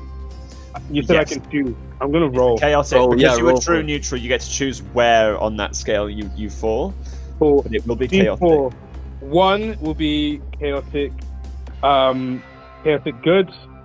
2 will be chaotic evil. 3 will be chaotic neutral. And I think also 4 will be chaotic neutral as well, given as I'm already neutral. Okay. Oh my god. Okay. Okay. Chaotic neutral. Oh god. So you will be chaotic neutral for the next 42 hours as you find yourself falling out of bed. The alert of a devil attack is coming. You hear that the ship is currently shaking quite a bit from below, and above you can hear the sounds of combat above you, of yelling. Currently the cabin door is closed right now. In fact, actually, no, I'll show that when you guys... Yeah, sorry, move on, go on. Oh, what a way to wake up in the morning. This is not how I would like to do it. Alright, time to shut off my alarm. As he's going to get up and start making her way upstairs. Cool. As we are now going to move to the battle map. As could everyone please... you're all on roll 20. Here is where you are right now. Oh my god. Could everyone please place themselves in this little cabin area here? This will be the squad 5, preliminary squad 5 area. Obviously it's bigger than this, but we're just working with this for now. Okay, yeah, Hakeem, you can place yourself a little bit out because you did say you were immediately heading over. Yeah. This is currently soft initiative. We're not technically in initiative right now, so you guys can move yourselves wherever you like around. You said you're heading up, Hakeem? Yep. So you'd be heading this way and up here. Would everyone else be joining him? Yeah. Yeah. Okay. Could everyone please move themselves up to here in that case, as you make your way to the top of the battleship, appearing out of either of these two stairs. As soon as you enter, you see swarms of flying, like, horned piranhas have currently appeared, swarming over several soldiers. As actually this one is on that soldier space, this was on that soldier space, and this one is moved to that soldier space. As if you could place yourselves here, Hakeem. As that happens, could everyone please roll initiative? Oh yeah. Let's do this. There we are. Oh no, sorry, hang on, I need to clear the initiative. But that natural 20 will count, don't worry. Oh, yeah. That's my fault. I should have cleared the initiative first, so I'll just add you now, Alina. Bang. Natural 20. Holy crap! Okay, you guys move in tandem together as. Oh my god, that's incredible! 22. Hold on, wait. I'm gonna change where I am. I'm gonna be next to Crash. Yeah. Could we, when we're running up the stairs, like run in like a little zigzag formation, and then when we jump at the top of the stairs, we kind of jump and do a little pose? Do a little pose together. My god! What's your pose? Oh! Could we do the thing, you know, like teenage girls do, where they pretend to have guns in their hands and they're like back to back? Yes! Fuck yes! Cool. All right. Inspiration to both of you. Yeah. Oh. Thank you very much. Brilliant. Yeah, I just saw yours, Hakeem. I'll add you now. Oh, it's like the Charlie's Angels. That's what we did. That's so good. Charlie's Angels. Yeah, of course. That's it. That's what it is. I'm gonna find a GIF. Hold on. So everyone is moving before these swarms get a go. With that, straight up, it is Alina and Crash moving in tandem together. Hell yeah. With Hakeem on deck. They woke me up during one of the most interesting dreams I've had in months, and it's not even dolphins! It's some kind of bitey dolphin? What is that? It's little fishes! As you're doing that, actually, because also you're moving together, one of you guys can make a perception check for free with advantage, because you guys are helping each other. Hells yeah. Hell What's yeah. your perception? 3. I got a pretty okay. I'm on a 0, so you go ahead. Right. I will go ahead. That's an 8. With advantage. Oh, sorry. I'll roll again. Yeah, Alina's helping you. 15. Nice. Okay. You immediately crash as Alina and you work this out together. You sniff them and you know, definitely demonic. These creatures are not dolphins. They're too small. They're too fat. They've got really like tiny, sharp teeth.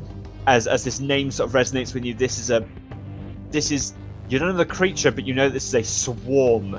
This is a devil that manipulates and it's something to do with swarms. Oh god. Perfect. There's a lot of them. Let's go rip up some fishes. Hells yeah. Alina or Crash. It's up to you who takes their action when, who takes their bonus action when. It's up to you guys. Do you want to go first? No, you can go first. Okay. Oh, how very British. We've not faced any swarm demons yet. Not demons, devils. Yet, have we? No, you have not. I'm trying to think if they have a hive mind or if they don't. That will be a separate check, and that will need at least your bonus action to try and think something through on the battlefield. Yeah, for sure. I'm gonna try and hit them and then try and perceive if there is like a hive mind-esque thing, if you know what I'm saying. Yeah.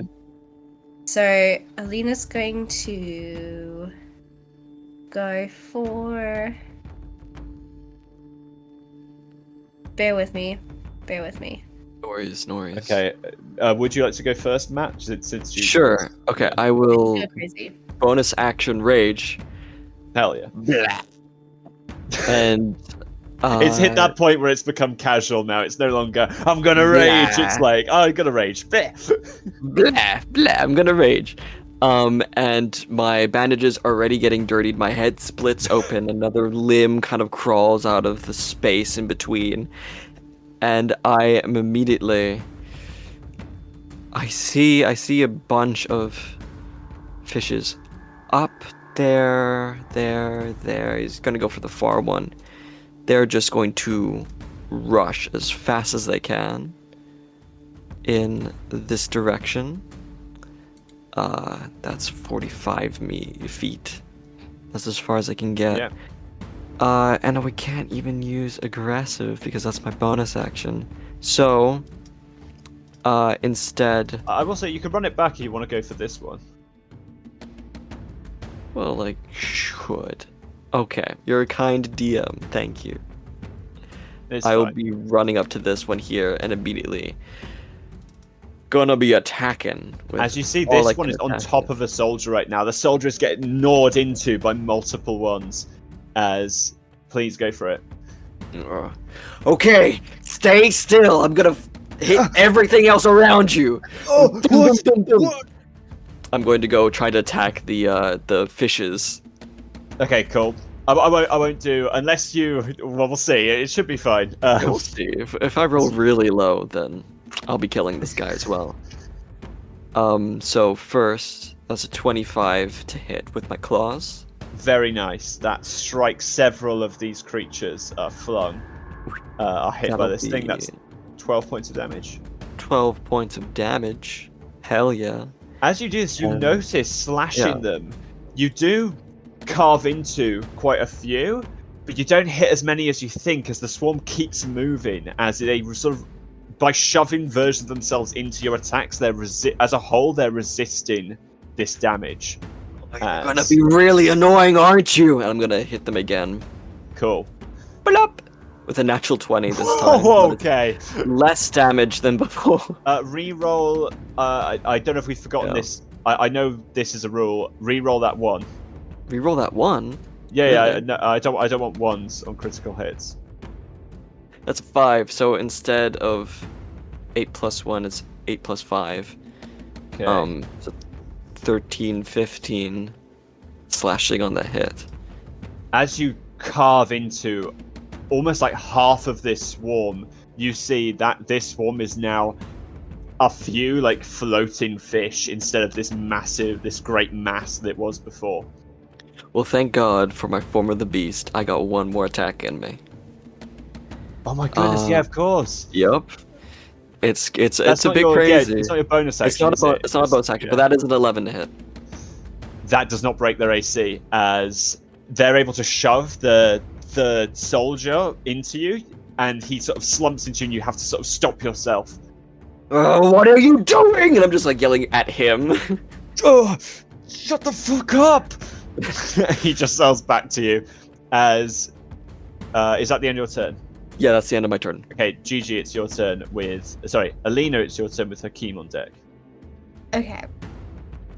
Whilst Crash is attacking, could she use those attacks to, like, perceive if they're hive-minded? Would you like to use your action or your bonus action to perceive this? Basically, I'm asking how much focus are you going to put into this? Yeah. I think, you know what, let's go for action, because I think that will really help. Okay, roll perception. Oh, please be good. DC has changed to that. Oh, that was bad. That was 6. Unfortunately, if that's what you're going with, you look and you try to get focused, but all the yelling and the screaming everywhere, everything's coming is too much, so you're not able to really get much of a grasp. You can see that they are intelligent. You do notice that they did shove this soldier in front of like they're not stupid. They are all operating with some high level of intellect. Unlike how a normal swarm would be, how it would just be a bunch of crazy creatures. going wild. Yeah. So you can tell that's what you'll get with a 6 and your action, unfortunately. Okay, that's fine. That's fine. She's then going to, with bonus action, give Hakeem an inspiration.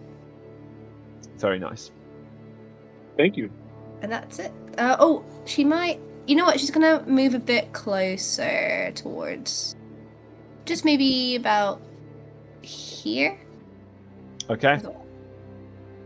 And then she's done. Go for it. Awesome. Actually, let me... yeah. Cool. That's it for you guys. That's it for the natural 20 round. Hakeem, it's your turn with the soldiers on deck. Lovely. Hakeem is going to walk past these two. Very casually, not with much intention. Just kind of starts like swirling the chains around. He's going to come over towards this one over here. Oh, there we go. I'm trying to move myself, but it's not letting me. Yeah. Yes, you're right by this ballista. Sorry, it's not a ballista. Sorry, it's a cannon. It's like a mortar. Yeah, so as he walks over there, drops the chains down towards the ground as he wheel it up in upward motion as he's going to slash this one over here with his chain sight. Okay. Very nice. As I think that is now within your normal range. It is. Oh, wait, that's just the... Yeah. Okay, I'll just do this. Lovely, that's an 18 to hit. That is a hit. Lovely, as it takes 8 slashing... Oh, no, it doesn't take 8 slashing damage. No. This is the first attack that I made. So, in fact, with that, with my light blade, the contract that I have with the light devil, the first attack that you make that hits at the start of combat deals an extra dice of damage. So that's an extra D8... D6? D6.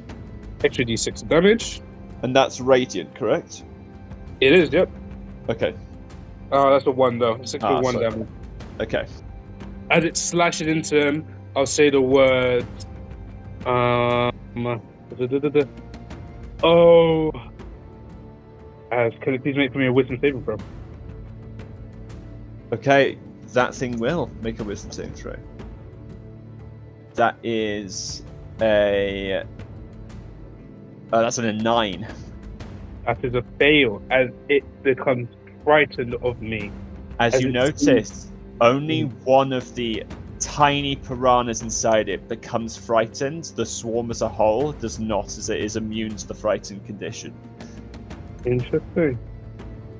Oh, what a drag. How annoying. Fine. As he'll whip the chains around again for that extra attack, and I'm going to use my bonus action to make this a Kensei shot. Oh, very nice. Send it flying towards them in their direction.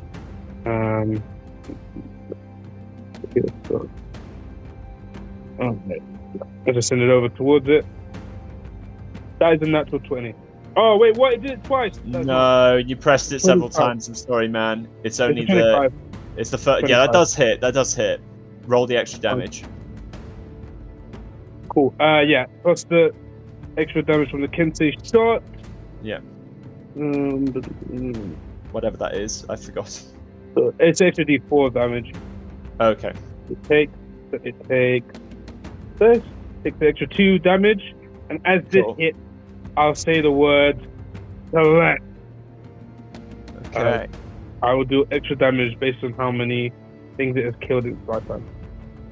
Cool. As with this one, you strike this creature. As you notice, the effigy of the debt devil that surrounds it sort of becomes like slightly blurry as this creature, this being, as this swarm has barely eaten. As please just add 1 extra dice. Okay, it's an extra 6 damage. Okay, that's still very good. As that is, how much is that in total? That's the 6 plus 2, 8 plus the 5. Yeah, I think 5. yeah. Yeah, so it's 13 damage. 13, cool. As you see, you strike this thing like the one that crash attacked. This is now just a few piranhas moving about, as it looks rather pathetic now. Love it. I got my turn there. Lovely. Next, it is the soldiers, as we'll go from like this we'll go from like this way across. This soldier that's currently being attacked by the piranhas, he's going to make a attack with his baton, trying to club some to death. That's a hit. Oh my god. Okay. That's halved. It is very weak, but it's still alive. He's only able to kill several. His mate over here is going to take out one of the throwing darts that is in his soldier pack and try and skewer several of them as he flings the dart at this creature. That's plus... No, it doesn't hit. The dart miss. Yeah, the dart misses, sadly. As that soldier misses. This one here is going to sort of say to Crash as he's yelled at him, "No, God!" As he just tries to speak, but one of the piranhas gets stuck in his mouth as he tries to smack it away with several others. Oh God! As it's trying to like gnaw out its tongue. As that does if it meets, it beats. As that is. Got your tongue? Wow. It's still going, but it looks very weak. This one here.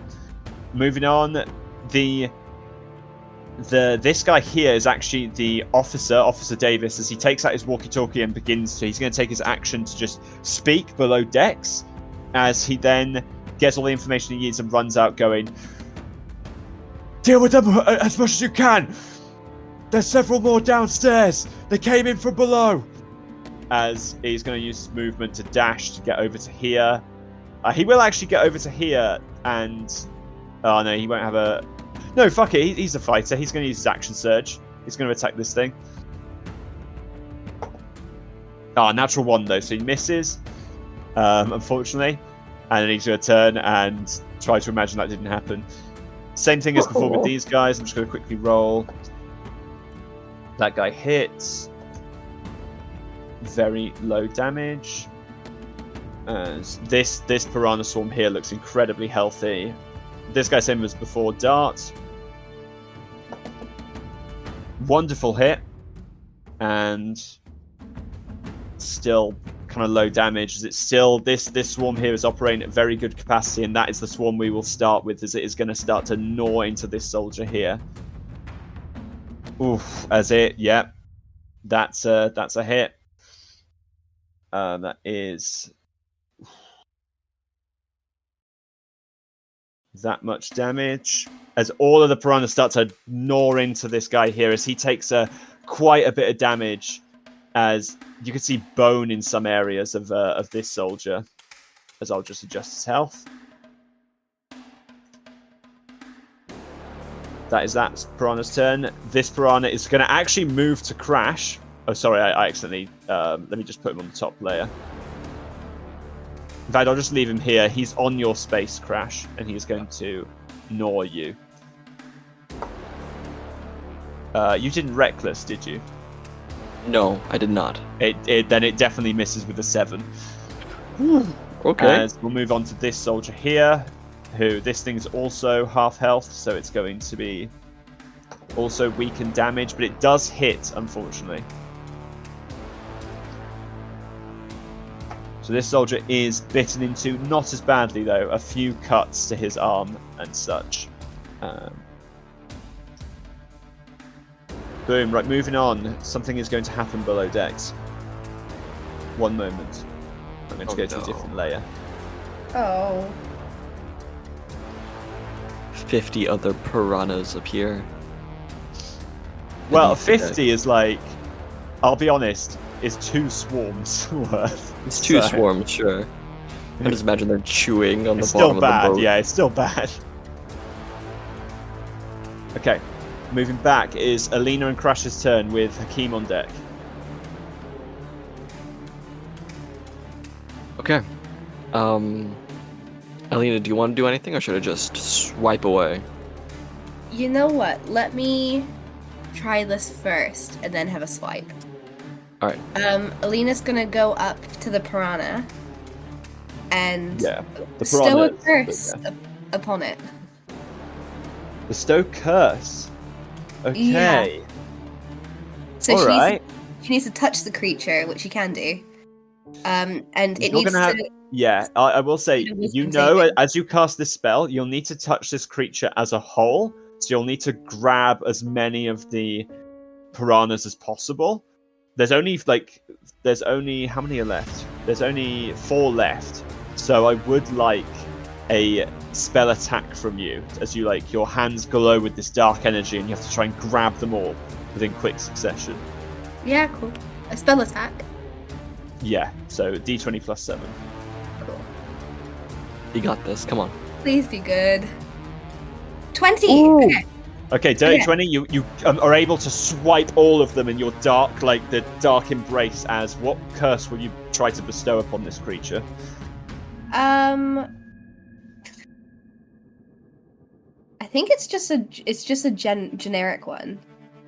It just says, whilst cursed, the target has disadvantage on attack rolls against me. It must make a wisdom saving throw at the start of each of its turns. If it fails, it wastes its actions and does nothing. So those are different ones. You can choose. Choose one of okay. those curses. Oh, choose one ability. Oh, I didn't read that bit. Okay, hold on. I think it needs to make the wisdom saving throw at the start of each turn, and if it fails, Okay. it does nothing. That one. Okay, as you grab all of them and your fingers press into their heads, as you suddenly, your eyes enlarge, and as you feel yourself cursing a network of consciousness, as I assume you're going to go along with it, I'm going to roll the wisdom save. Yeah, it is a wisdom save. As you press into it, you're going to be cursing not just this thing, but something else. Way. Oh yes. Oh my god, that's However- amazing! Because I was like, let me try and curse it before you try and hit it, because it might help. Yeah, that is massive respect to that, but it rolled a 19. Oh, for fuck's sake. Fuck. I want to say, I will give it disadvantage if you are going to press yourself further, Alina, into this hive mind. Oh, hell yeah, she would. Okay, it has disadvantage. Natural 1.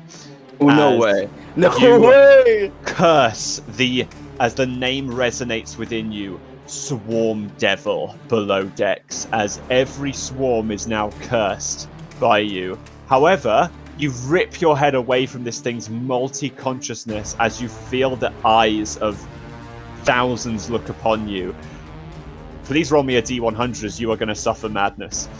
No way. Oh, that's fine. You are going to suffer lower level madness, so not as bad as Hakeem's, but you will be... 73. Okay. Okay. You will now do whatever anyone tells you to do that isn't obviously self-destructive. Yeah, valid. As from this, yeah, it's kind of appropriate, as this will last,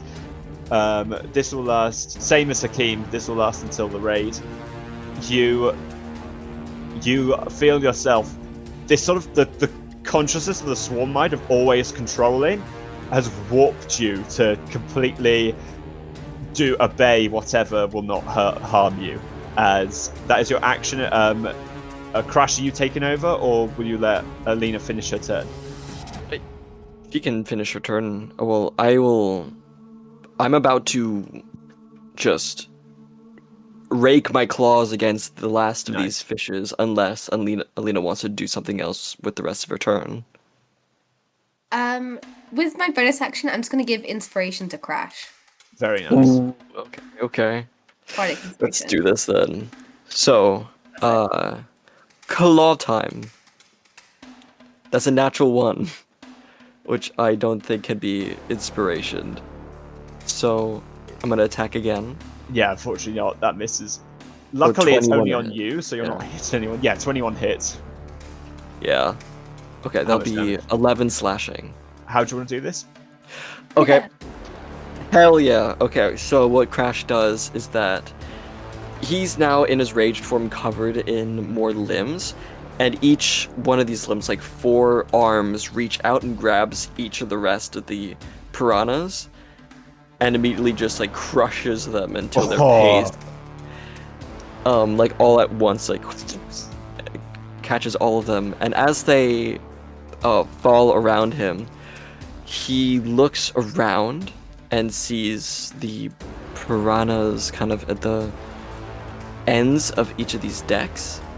Yeah. And he looks up towards the one that is this way. 1 second. Yeah.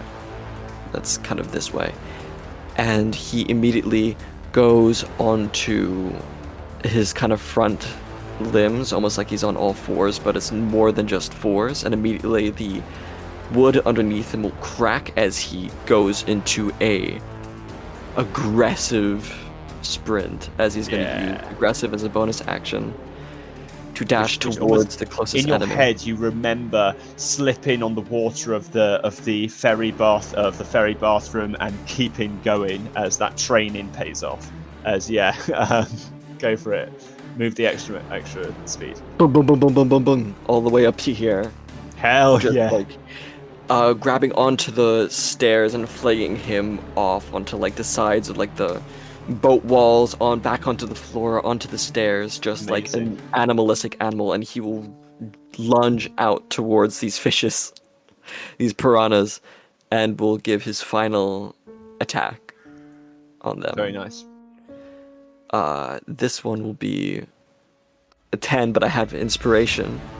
Okay, reroll. I'll bring that. So how much is Alina's inspiration thing? I've forgotten. Alina, what is it? It's a 1d6 I think now? it's a 1d6. Let me Okay. just have a quick look. Yeah, double check, 'cause it might be a D8 now. I don't remember when it changes. Do Hang on, I've got it here. I just opened my thing. fifth level. Becomes a D8 at 5th level. Yeah, so it's a D8 now. Oh, it's a d8. Okay. Let's do this. Come on. That's a 5, so it's a 15 to hit now. That hits. What's the Thank damage? you, Alina! Yes. Okay, that'll be 10 slashing. Very nice. That is 10. Once again, you see a lot of these creatures shove the weaker ones in the way, but you notice it is now a bloodied swarm. That's the end of my turn. Okay. That is the end of the natural 20 turn. Hakeem, it is your turn with the soldiers on deck. Lovely. Hakeem's going to once again attack this swarm in front of him that's on this soldier. Couldn't be having that. Roll to hit. Good attack. He's going to use Alina's inspiration. Okay.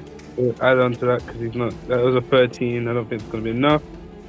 That's a 16. Okay, that hits. Roll damage. Thank you, Alina! Yeah. Yes. Lovely.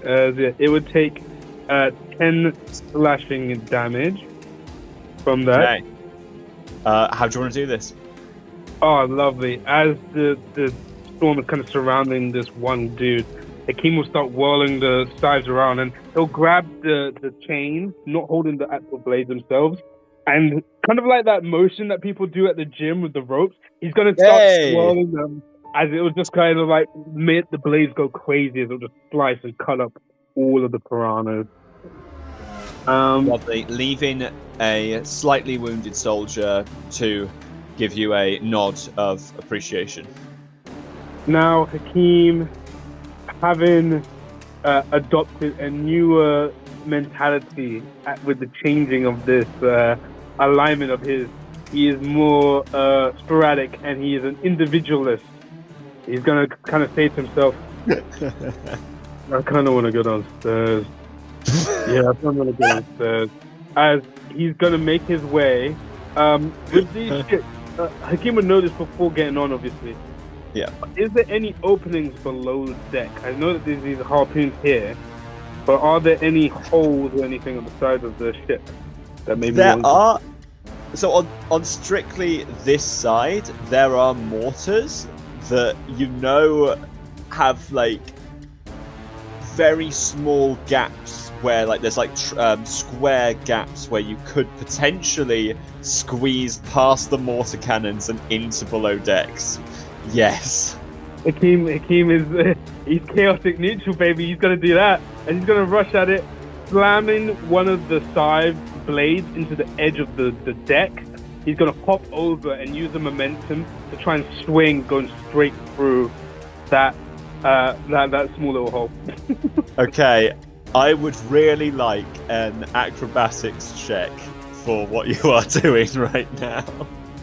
That is a 21, baby! Okay, let's see. Squeeze into a creature can squeeze through a space that is large enough for a creature one size smaller than it. Yep, it's small. Thus, a large creature can. While squeezing a space, a creature must spend an extra foot for every foot it moves, and has disadvantage on attack rolls and dexterity while it's squeezing. I will say, with an acrobatics roll that good, you will finish your turn entering the next place along. And then attack rolls would have advantage while you're in the smaller space, but you're not, because you'll be at the end. So, with that, Hakeem, I'm going to ask that I'm going to actually move specifically you to. Let me just double check, because it wouldn't be. Would it be in the cabins? Would it be on the other one? Let's see. Yeah, you did say you were going to go to the underdeck, so yeah, okay, here we go. I want to strictly move you. Okay, let's see if this works. Hakeem. There we are. All right. Could you please place yourself here as you squeeze out of this very small hole? With the end of your turn, you flop here as you use the rest of your movement to get down here. Yeah. As you see, there would be more. Sorry, I forgot to add more. You see two piranhas two piranha swarms just devoured these two soldiers. You hear combat above as the other soldiers have rushed to the middle area, and you see Harib and both of these piranhas are in their spaces right now. As Peter and Harib have both been fighting them. They have both been slightly wounded, I will say. Harib's looks more beaten up than Peter's. You know, Peter is not doing well. He has been wounded quite badly. He's not bloodied yet, but the piranha's got a few good bites on him. As that is the end of your turn. I will now add these guys to the turn order, as I was just doing them at the end. Wait, do I not have any more movement? Hang on. You would have moved. Let me just work this out. You would have moved from there. Oh no, from there. That is 10 foot. You hop out. You're now using double movement. So you move 10 foot down. No, you move 20 foot down, which would be 40 feet. Then you squeeze through, which would have been the rest of your movement, unfortunately. Unless you want to use a little step of the wind. Yeah, that's what I was wondering.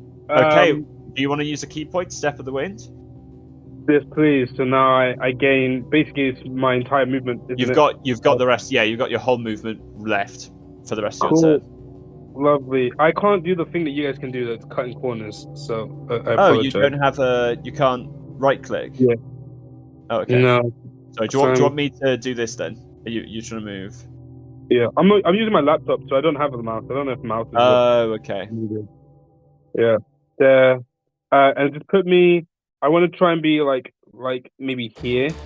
Wait, hold on. Let me check that. I say that. Do I actually want to be there? I do. I want to be in this corner. Okay. Yes, please. All right, lovely. Do you need me to move you? Oh no, you can move yourself. Okay, cool. Yeah, now I'm at turn. I think you have you have extra attack, right? I still have an extra attack. Why? You didn't actually use that extra attack. You can attack. Oh, okay. Actually, no. Now knowing that. Oh. Stubbornness. Yeah. Cool. I'm gonna go for an attack here against that fucking one right there, and I'm gonna make it. Oh no, I can't because I've used step of the wind, so I can't make it against shot. But yeah, I'm gonna strike it with my blade. Be good to me. That's a 19 to hit. That hits. Lovely. As it takes 10 slashing damage, I will utter the word. I'll utter the word. As can it please make for me a strength saving throw? Okay. That is. I'm pretty sure that's a fail. That is, -4. That's a 3. Yeah, that's a fail. as this large, Peter would see in front of him this large, decrepit hand with massive, like almost made out of papered notes, comes out of nowhere as it slams onto the swarm. As what is that? Is that the prone condition? It is.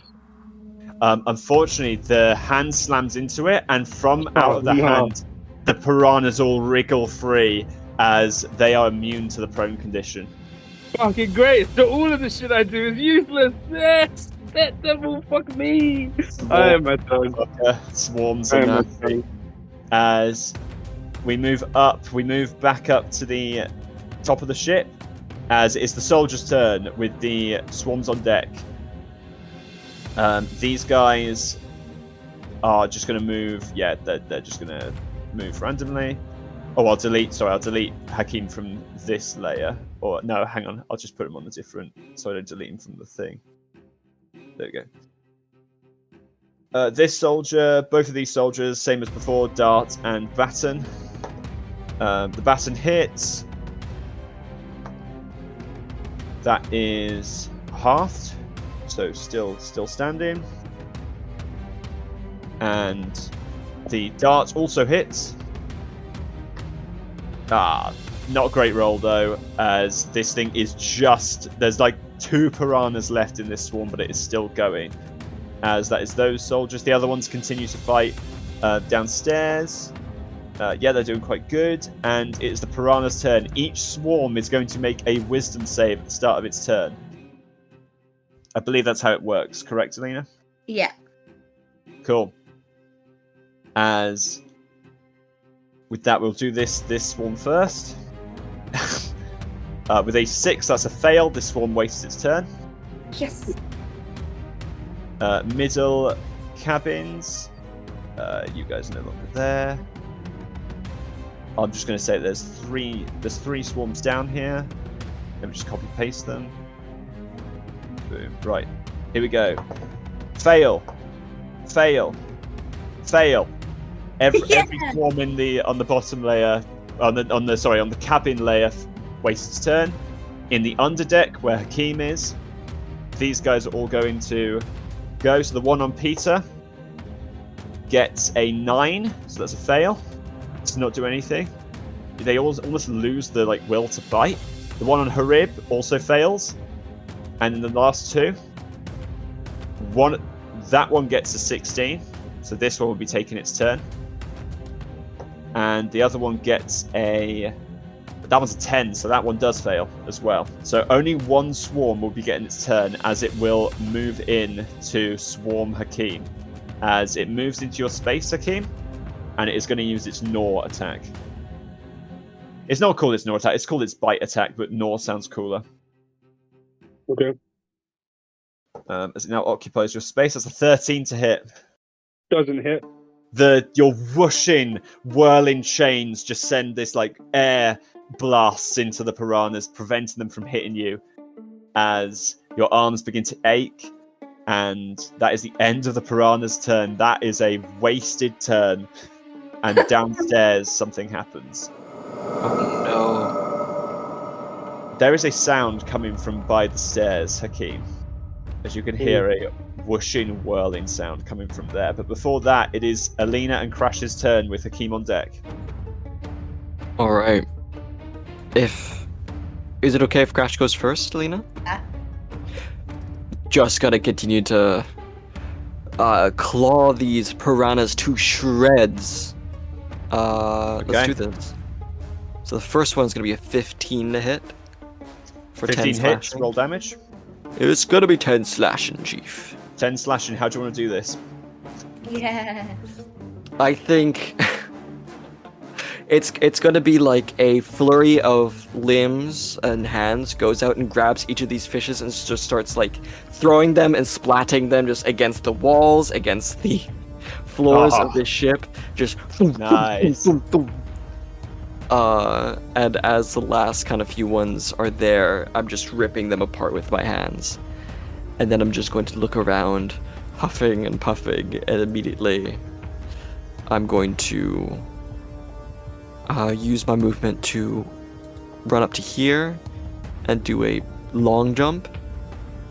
Okay. Oh, sorry. Hang on one moment. I forgot to add Harib and Peter to the turn order, so I'm just going to do that now.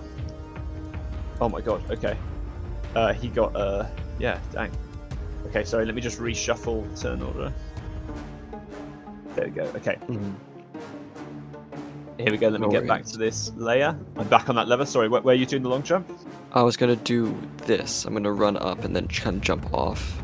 Cool. Yeah. You have your improved barbarian jump as you leap off. Oh yeah. So that's doubled, right? That's I believe so. insane. I might change that actually. If let me just check. Every five levels your jump this. Oh, every 5 levels. Okay, yeah, no, that's cool. Every 5 levels, yeah. Yeah. No, I'm fine with that. I forgot it was 5 levels. I thought it was more than that. Yeah, go for it. So you move 10 foot, so you can now move 10 foot.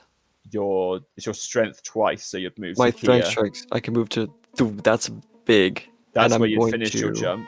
Yeah. That's where I finish my jump, and then I move my extra 5 feet. I don't see any enemies. I can't do a thingamajiggy, so I am just going to end my turn here.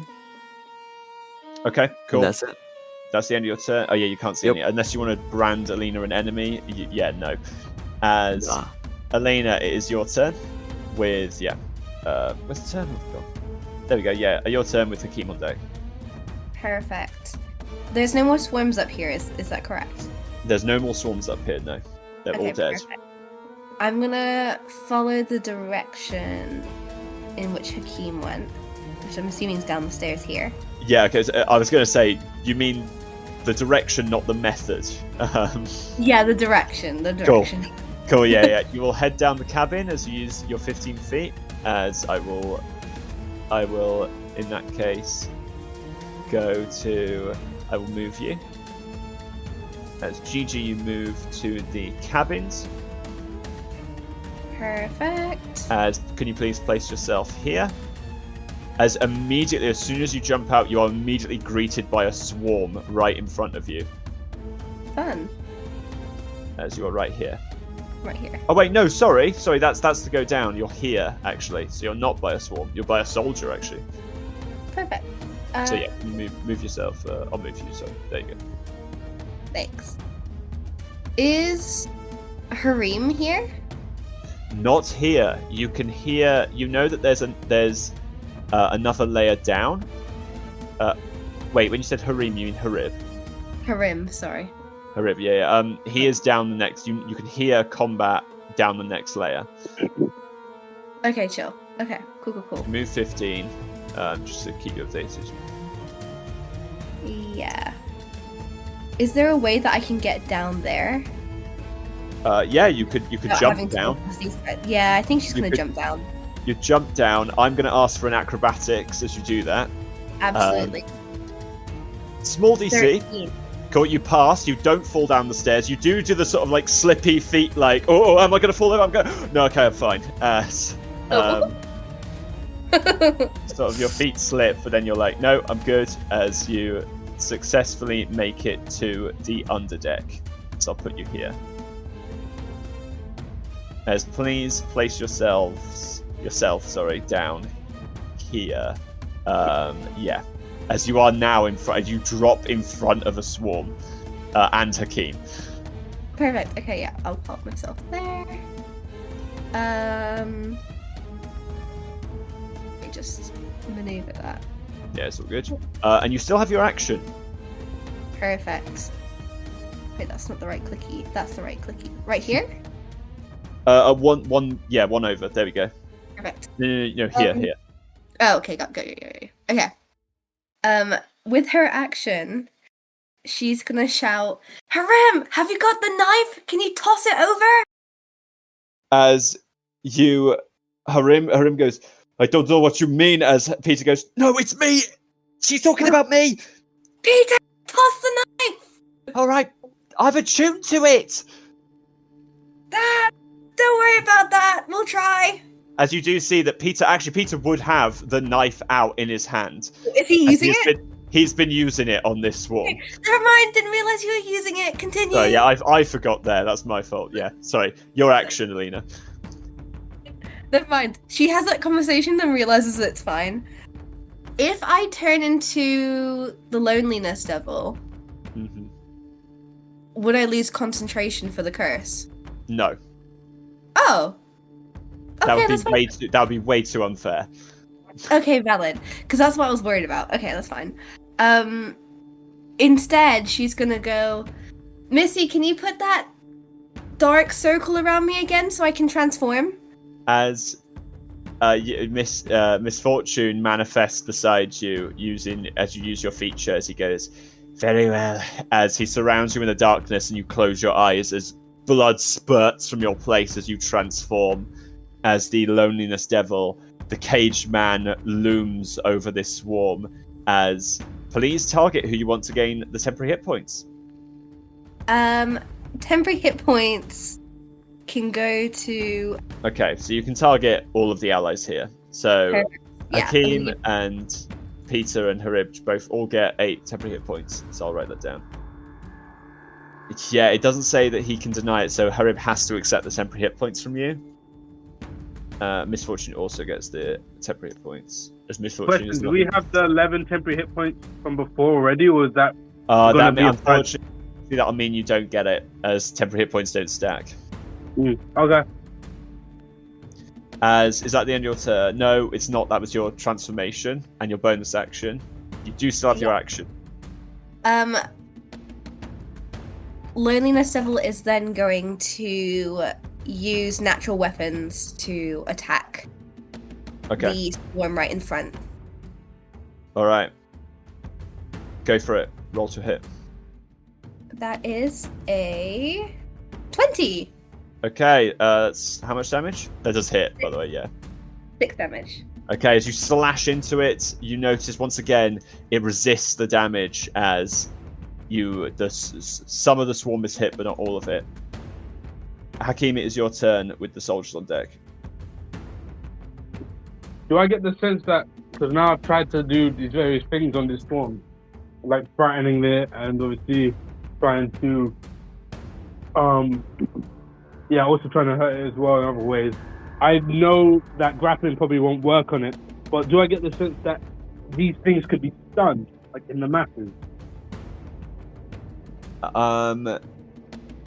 You are next to... You did see what Alina did when she cast a spell on it. So, for free, make an intelligence check. Okay. That's an 8. You're not sure. Unless you want to use your action and bonus action to think it through deeper in the middle of combat. No, I'm gonna go for it. I'm Okay. Okay, killed it, man. Killed it. Let's go for it. He's gonna slash at which one should I go for? I'll wield the chains to try and hit this one again. Okay. I'll spend I have to hit first. Yeah, I'll do that. Okay, go to hit. Yeah. The one in front of you. This one here by Peter. Oh, the one by Peter. Okay, yeah, go for it. Yeah. That's a 14 to hit. That breaks his AC. Large. 5 points of damage. Is that the damage? Yep, 5 points of damage. Okay, cool. Mm-hmm. That's half. As I will spend a key point to do a stunning strike on it. Okay. As you go to hit it, you only stun one of the piranhas as there you go. immune to the stun condition. Sick. Awesome. So I'm going to make my next attack against it. Going again. Same swarm. Yes. Actually, technically, I should be focused more on my own well-being. No, to be fair, he's still a team player, though. Yeah, you can still be a team player. You're not. Yeah. Yeah. If Alina hadn't come, I probably would have focused this one over here, but she's also right here right now, so that's fine. Yep. All right, I'm gonna go again with an attack against this fucker. That is a 24 to hit. That hits, as you see with that's 6 damage, correct? Yeah. Okay. Yep. Cool. With that swarm is now bloodied. So now I'm going to utilize a key fueled attack because I did spend a key point during my action. I get one attack that I can make as an unarmed strike, or a monk weapon as my bonus action. So I'm going to make a third attack against it. Sick. Oh. Unfortunately, that does not hit. Yeah, no, I don't. No, that's fine. I'll just I'll double check that at the end of the because with Kensai your chains now count as monk weapons, correct? Yeah, they do. Okay, cool. All right, cool. With that, it moves to the soldiers. I'm just going to give them a roll upstairs for how good they're doing. They're doing quite good. The piranhas upstairs are getting weakened, and it comes to Harib's turn, as Harib is going to stay in the space with the piranhas, as he uses his bonus action immediately, as you sense his muscles just sort of flex suddenly. All of the piranhas who are chewing on him are shot back as he uses his fighting spirit, as he does not gain the temporary hit points, as he does already have the temporary hit points from you, but he now has advantage on all of his attacks as he goes to make one attack. That was his bonus action, so he just makes the one attack but with advantage. Brilliant. That's a 24 to hit. As you see, Hakeem, this man is not the same as you. He is not trained dexterously. His punches do not slide into enemy weak points like yours. They just punch, as you witness him fling himself, dealing 13 points of damage. Unfortunately halved because it's the swarm, but as he just punches out, this swarm is bloodied immediately, as it is greatly weakened. And also he has Crusher, so that's fun. That means that he gets to move it to 5 foot, as his punch just shoots it off him, as the swarm itself is almost forced to back off because of this muscle described earlier. As it comes to the swarm's turn, Alina, you never took any damage. You didn't have to roll concentration. You're still keeping concentration. We're going to go over all the starting with the 3 in the middle of the ship. That is a 1 fail. That is 10 fail. Fail upstairs. All of the soldiers are getting a really they're starting to take. You realize upstairs the soldiers are winning. Now downstairs, this one here that is on both you and Hakeem. 9. It wastes its turn. Nice. The one on Peter. 6. It wastes its turn.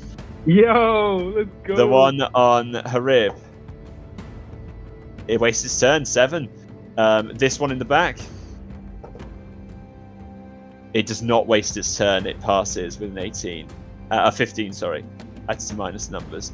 As it is going to move in, and it does. Yeah, it just has the speed to make it, as Harib is swarmed now by this one. As it is going to make its attack. That's cocked. That's a 17. It breaks his AC, as even despite the muscle, he's still slashed up by this still quite strong creature. However, you see he is still he's only the temporary hit points are destroyed by that. He's still fully healed, as the energy from the loneliness devil keeps him going. As with that is the end. Oh no, there's one more thing. Actually no, that's separate.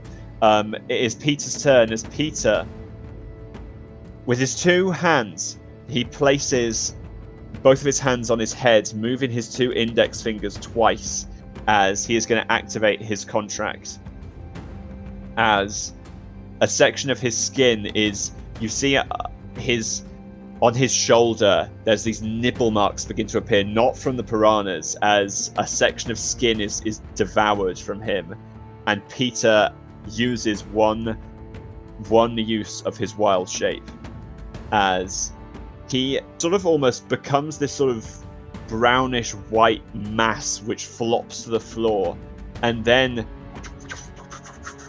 multiple ears poke out of the mass as a swarm of rabbits now occupies where Peter is. As Peter activates his contract with the rabbit devil. As now the swarm of rabbits attacks the swarm of piranhas. Hold up. A rabbit? Yo, that's fucking brilliant. As with that, he is going to use one of his, as he is a human, so he has personalized style, as he switched out one of his subclass features, as now all the rabbits recklessly slam themselves into the piranhas as he uses reckless attack. And with that, he avoids a nat 1 and gets a 21. As that is instead... As he deals that halved to... as this horde of piranhas is incredibly weak now. And with that is the end of Peter's turn. It is Misfortune's turn with something on deck. Misfortune looks to Alina. Misfortune's going to use a bonus action, giving a advantage to the next attack that Alina makes, disadvantage to the next attack that the piranha makes, as he uses most of his points, and he will then cast a spell. As now he's gonna look out for himself. He's casting. No, he's not gonna be a dick. He'll cast Witch Bolt as a burning blast of energy hits this thing. Yeah, that just hits, and it's only a point of force damage. Ouch. Sorry, Misfortune. That's it for Misfortune's turn, and something happens in the bottom deck. Yep, as there is Alina and Hakeem, you both realize suddenly that below you, something is swirling upwards, and you can hear water flowing in from downstairs. But you don't have much time to think about it, as from below the deck, there is a burst from here. The swarm devil now appears, as the hive mind appears and immediately looks towards Alina, as you see that this thing is cursed along with everything else. As it sends off a signal, but it did have to dash to get up here, so that is the end of that devil's turn. We're back to the top of initiative. It is Alina and Crash with Hakeem on deck. Crash, Boy. you go first. Okay, sure. There you go, Crash. back up to the top. Yeah, back to the top, baby. I have no clue what's going down there, down under there. So I'm just gonna try to vault this and get down if I can. Yeah, you drop down as you. Once again, I need to ask for a athletics or acrobatics check. Do. It would be acrobat. No, it could be either. It should have been either for Alina as well. But yeah, you. I'm getting that athletics, even if it means to just break down the thing in front of me.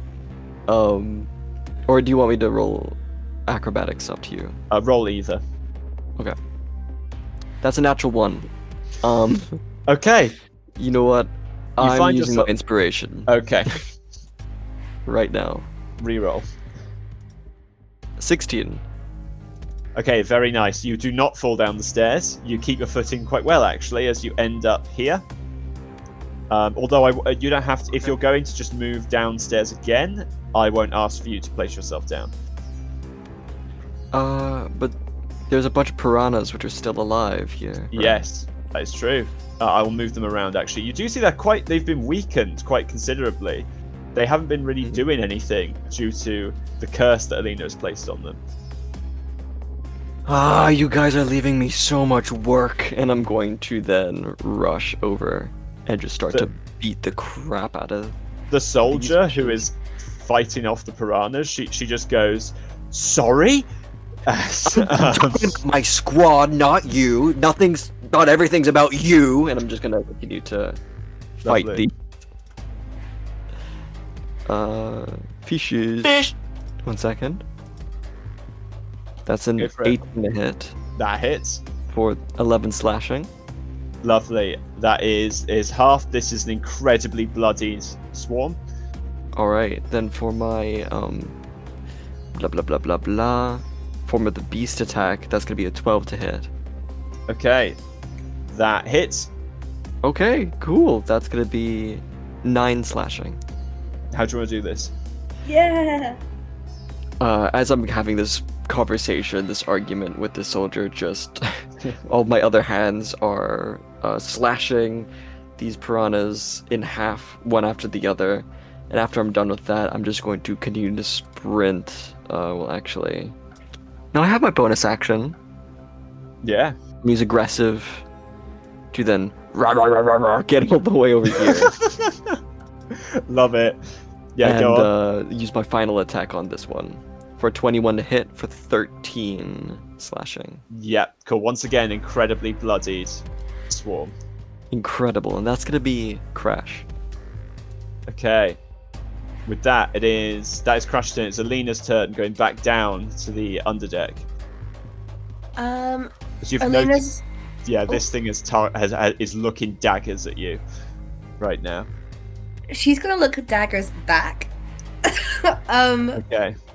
And she's gonna take out Owen's company and throw it into Nice. the big swarm, this bad boy Lovely. here. Okay, Yeah. you throw it into the big bad swarm. Roll to hit. With advantage, because Misfortune gave you it. Please be good. Okay, the 19 breaks. Is Okay. that 19? Yeah, 19. Okay, that breaks his AC. As how much damage is that? That's 4 with that one. okay. 4 damage as you strike it. As the curse. Now that you hit the main body, the curse you see spreads across, hitting the main hive mind of this being. Fuck yeah. As yeah, hang on, yeah, there we go. I haven't given it its health yet. Cool, is that the end of your turn? I'm also going to give inspiration to Hakeem again. Okay, lovely. Hakeem, you got the inspiration. This thing is now double cursed, as you notice the curse of both of the curse that she's concentrated on and the curse that she's not concentrating on. Is that the end of your turn, Alina? Yeah, that's it. Okay, at that point, the Swarm Devil is going to take its legendary action. As it is going to use... Actually, it's going to use both of its legendary actions. As it will activate Proximity Shrieker. As it will release 3 of these things. As these tiny single piranhas drift over. One of them lands up here. I'll just copy paste. One of them ends up here. And one of them ends up here next to her rib. So they just float there. Currently their eyes are bulging. These are like, their eyes are bulging and they've got these massive like piranhas already have rather distended like jaws and bellies, but these ones are like bloated with something. As that is the end of the legendary action, it is the soldier's turn. I'll just roll.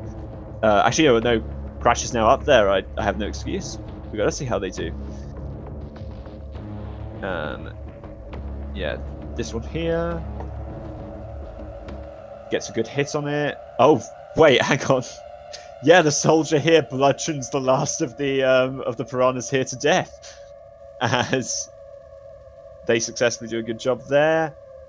This one's going to attack at the same time as her. Yep, both of them hit. They both kill this one. The soldiers, thanks to Crash backing them up, the soldiers are able to clear up the cabins. Yeah, don't worry, I gotcha. As more reinforcements begin to enter. As with that, we move. That's the soldiers. We move to Harib with the piranhas on deck. The swarms on deck, I should say. Harib notices the piranha standing behind him. Harib well higher than I did. I thought I was after Alina. Oh my god, I'm so sorry. Yeah, good call out. Sorry, good call out. I missed you. I'm so sorry. Please take your turn. Can you quickly just check your Discord direct messages, because there was something I've forgotten for a very long time, and I've only just realised it. Please, can you just check it? I thought it was gained at higher level. No. It's first level. Oh, okay. If you're doing that, what subclass feature are you replacing? Subclass feature. Yeah, so personalized style is that you can remove a subclass feature and take a different feature instead. Okay, it's not just gain at level 1 then. Oh, I see. No. Okay, never mind. That's my bad. Yeah, so Peter has replaced. So his druid class subclass would normally get a bonus cantrip feature. He's replaced that with reckless attack. Cool. I'm gonna switch out slow fall, but I'll do it at a different time, because that means I get. It has to be your subclass feature that gets swapped out. Subclass feature. Not main features. Not main features. Cool. All right, never mind. Don't worry about it for now. Then I'll do it another time. No worries. Cool. All good. All right. Anyway, nice. Where's this fucking, and all these tiny little fuckers as well. That's so annoying. The question: the Swarm Devil, does it just look like a massive version of the smaller? Yeah, sorry. Swarm? I should describe it. It is this giant flowing swarm. You see, though, it's not just piranhas in there. It's this swarm of insects, like multiplying from piranhas, multiplying from like skeleton, fish, all in this massive congealed form. Jesus Christ! Oh no. Cool. I'm gonna strike the one in front of me. I'm gonna bring down my chain scythe, and I'm gonna try and cut into it. Okay, nice. There's an 18 to hit. An 18, that hits. As it takes 8 slashing damage. Okay, nice. Extra attack coming up again. I'm gonna strike it again. There's another 18. Oh, amazing. Hit.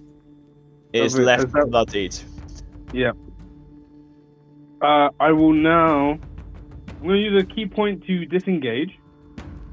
Okay. Yeah, I'm going to use a key point to disengage. So I'm going to go here. Okay.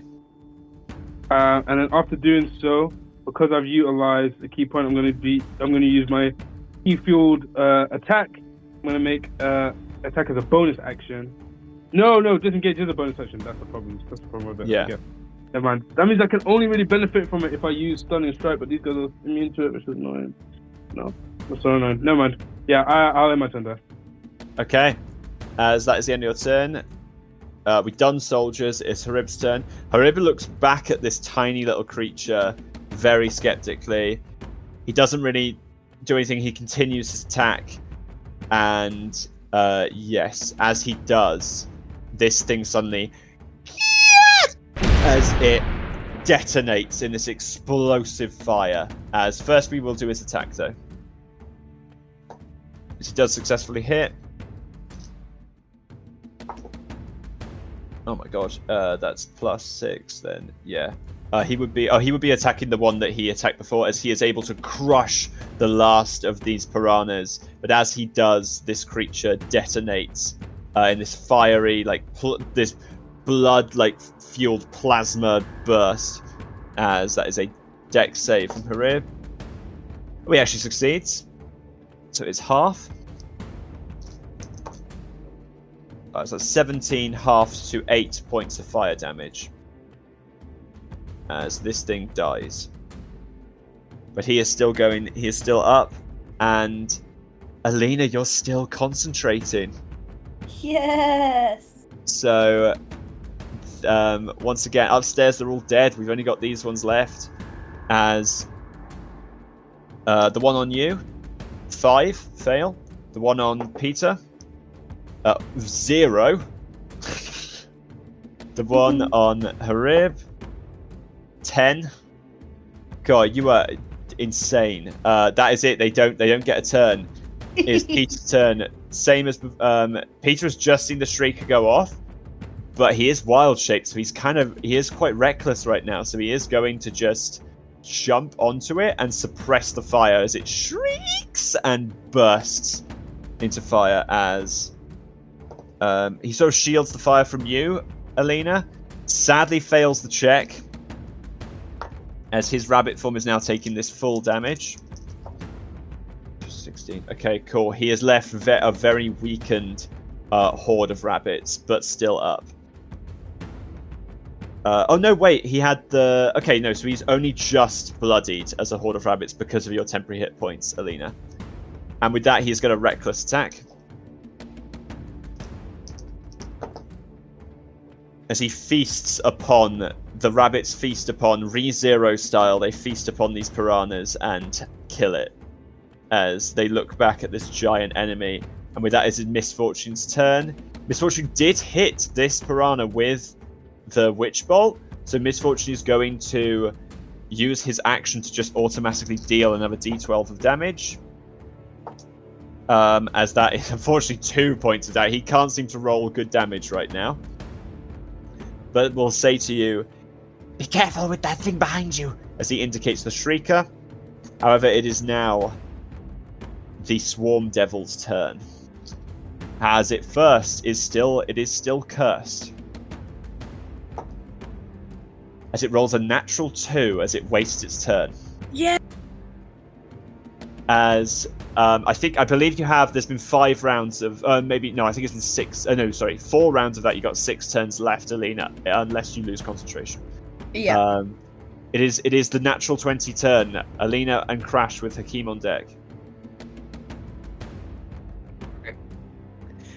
I don't know what's going on down there. Alina, do you want to go first? Okay, I'm gonna just use natural weapons on these guys behind me. Okay, roll that, but as you do, the Shrieker goes and will detonate. Oh fuck, Peter's in the way. So both make the attack first, but afterwards you'll need to make a Dex saving throw. Yeah. Oh, I need to see if the boss recharges this ability. Okay, it does not. So make the attack first. Not advantage this time. That does not hit, unfortunately. Okay, no worries. Does the shrieky thing, does it attack immediately, or is it after my go? It's after your attack, because it senses movement and then detonates. So make a Dex saving throw. Dex saving throw. Peter fails again. Oh no. 20 for Dex saving. That is a success. You'll be taking half damage. Nice. Okay, How much is that? Oh, sorry. I'm just rolling it now. Valid. So 16. So that's 18 to Peter, 9 to you. 9. As Peter's rabbit form fails, and he takes a small amount of damage to his main body, as he is left now bloodied in his human form. Take 9 damage, and please make a Constitution saving throw, Alina, to keep concentration of Bestow Curse. Please be good. 14. That is a success. You keep concentration. As that is it for you, Alina? Yeah. Okay, it's Crash's turn with Hakeem on deck. Crash is gonna be sprinting. Well, he's going to use his movement to get to the stairs over here. Cool, yeah, with 35 you walk down the stairs, no need for a roll. And alright. I will move you. Oh no, hang on. I will. Finally, I've arrived. As Crash says that as he enters. I think I can just do this now, as everyone is now here. Oh my god! As Crash, please place yourself. I shall. You went down. You went down the this opposite one. So yeah, you're on Yeah. there. As you are Up greeted here. by a dead bunch of piranhas who were punched to death, and currently another swarm surrounding Harib, who it does not look that bad off, but Peter does.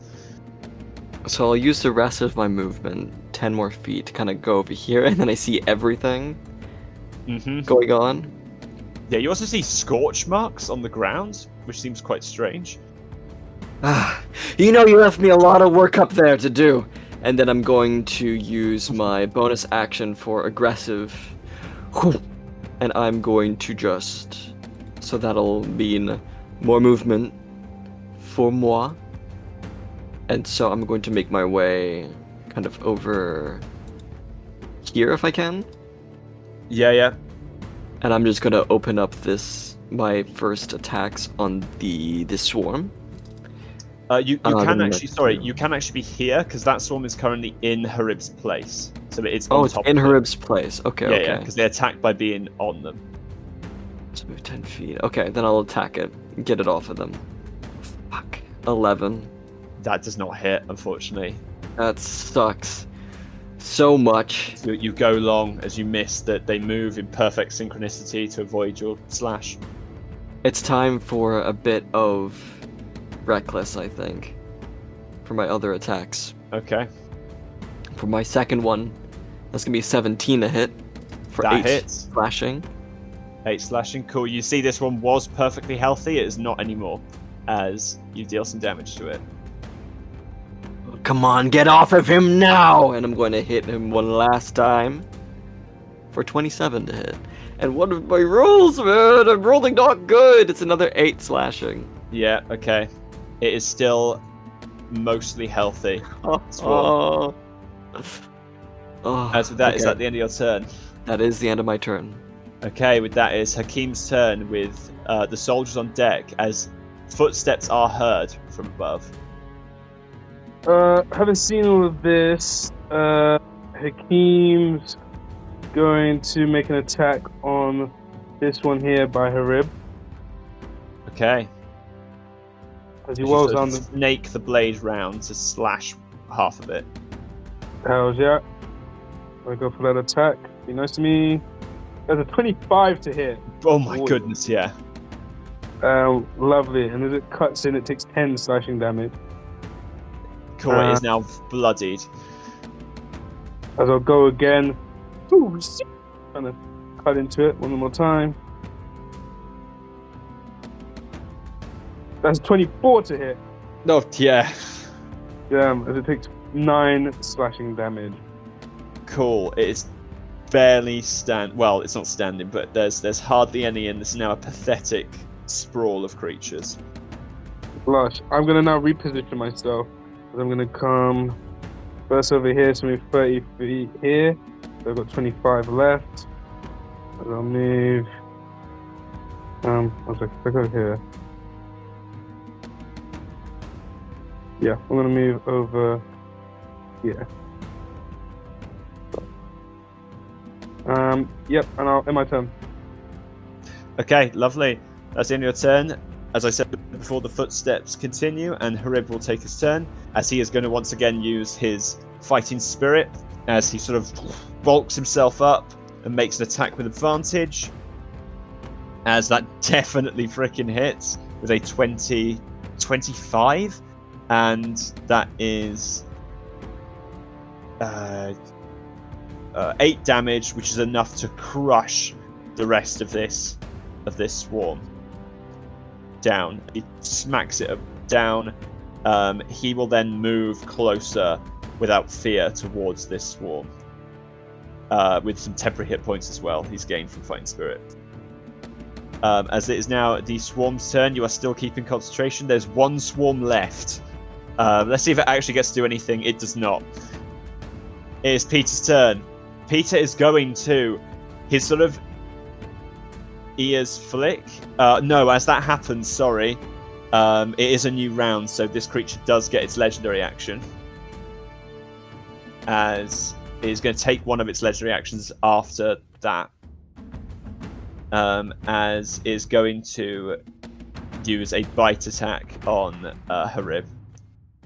As it hasn't been able to move as well because it failed its check. So that's a hit.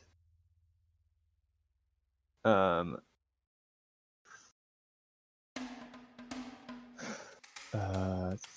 my goodness. Yeah. Okay, that amount of damage to Harib. He takes that hit. Luckily, the temporary hit points keep him still above a certain level, and energy flows off of Peter as he will cast a spell. He is going to use his bonus action as he takes out the Pilgrim's Dagger and draws out some of the paper written on it. As the runes burst, this green energy that you guys recognize smacks into the Swarm Devil as it now needs to make an intelligence saving throw. If it fails this, it's going to get cursed. It's going to have 3 curses placed upon it. That's insane. It fails. It is now slowed as well. No way. So even if it gets a turn, it will only be able to make 1 attack. As the swarm, all of the swarm, the eyes are like questioning, like, how on earth is this happening? How is this happening? As that is his bonus action. Then with his spell, yeah, he's gonna put your thing to good use, Alina. He casts as a rabbit effigy appears as you if any among you are know about astronomy, the symbol of the rabbit on the moon appears underneath it as he casts Moonbeam. As it will be sorry, could you read off Owns Company Spear? Is it strictly attack that is doubled, or is it the next damage it takes is doubled? Demonic weapon at 1 to it. The next time you or an ally of yours hits with an attack. Okay, so it's strictly attack. So this is not doubled, but it is radiant damage. So this creature still just takes 8 points of damage straight up, as it is not halved. As that is that amount of damage. He is now concentrating on Moonbeam. It is on top of him. And actually, I'll just quickly draw it in. There we go. Moonbeam is there. Misfortune's turn. Same as before. He's going to make that. Just deal damage. He still hasn't lost concentration. He's really hoping he eventually deals a lot of damage to this swarm, which he finally does with 11 force damage. He completely eviscerates this swarm, and you guys are now left with only the Swarm Devil. However, it is now the Swarm Devil's turn, as I will roll for first a Wisdom save. Natural 1. Oh, tough. And then an Intelligence save for the thing, which is also a natural 1, as the Swarm Devil is kept under this Moonbeam in an incredibly bad spot. Alina, it is your turn with Crash on deck, as you guys as a team are moving quite efficiently. Does it not take damage from the Moonbeam as well? Because it started its turn in it. So I have a rule, because normally it wouldn't take damage until the start of its turn, but I like to, when the spell's cast, immediately deal the damage, and then just ignore the first turn. Okay, yeah, cool. Or else, otherwise, something like one of the Void spells means you're taking damage when the Void appears, and at the start of your turn, that means you take like 20 d10 damage, and it's like, no, I don't want to do it like that. No, so, cool. Yeah. Okay, awesome. It is still under all of these curses. It is Alina's turn with Crash on deck. Alina's going to... No, sorry. Alina and Crash. It's up to you guys who goes when. Actually, okay. Crash, you go first. Sure. Okay, Crash is going to hop over some of the corpses of these fishes and get over here. Whew. Reckless. Attack. He's going to go crazy. Okay. Up in here. 1 second. Go for it. The first one is going to be a 23 to hit. Cool, that hits. All of that damage is doubled because of the curse. What? Okay, so that is 9 doubled 18 slashing. Okay, that curse is gone now. So it's only 2 curses on you now. It's fine. Okay, 18 is sadly once again halved, so it does just end up becoming the 9. 9. Okay, yeah, no you worries. ignore. You're able to, As And then again, go for for it. 26 to hit. That hits. That is 13 slashing. Okay, as this thing now is starting to get weak, you're starting to cut through hornet after locust, after piranha, after dead fish. You're carving through all of them. And quick question. Yeah. Because this is a swarm, I don't know if it's affected by the slasher feat. For me to be able to I did the a speed. Yeah, I let it be affected by the crusher feat, so yeah, it can be affected by that as well. So on that attack, I'll be adding my slasher, so then I reduce its speed on top of that by 10 feet. Perfect. Just add insult to injury. Okay. Just to add insult. Is that your finally, turn? Oh yes, you get I another have one attack. more, which is a 24 to hit. Yeah, that hits. For 11 slashing. 11 That's my slashes. third You and see, final attack. this thing is very weakened by that. It was not expecting such an assault. It's looking around as a way to escape. It's looking for a way to get out. We're having fish for dinner. I'm having fish tonight. I'm having fish right now. Okay, Alina, it's your turn with Hakeem on deck. Alina's gonna just throw out owned company at it. Nice. Okay, reset it. Hopefully. Yeah, that 18. hits. Yeah, that hits. As you skewer several important fit, you see one particular one suddenly appears. This glowing purplish creature. All of these tentacles are poking off it and attaching as you stab it. As it vanishes briefly, that one is cursed. As you briefly spot the central swarm, the central hive mind before all the swarm spread around again. But it is cursed once again. Oh, And yeah. also takes it down. It's also bloodied now after that. Nice. Alina's gonna shout out with her bonus action, get the glowy fish in the middle! You don't have to use a bonus action for that. So Yeah, everyone, you get Get speech. You get free speech in combat. absolutely valid. Okay, go for the glowy fish! Nice. Okay, and is that it? Or no, sorry, are you going to do anything with bonus action? She will give Hakeem inspiration again. Shit. Did we use the other one? I did not actually. Yeah. I still have it. So, I take it back. I give it to Crash.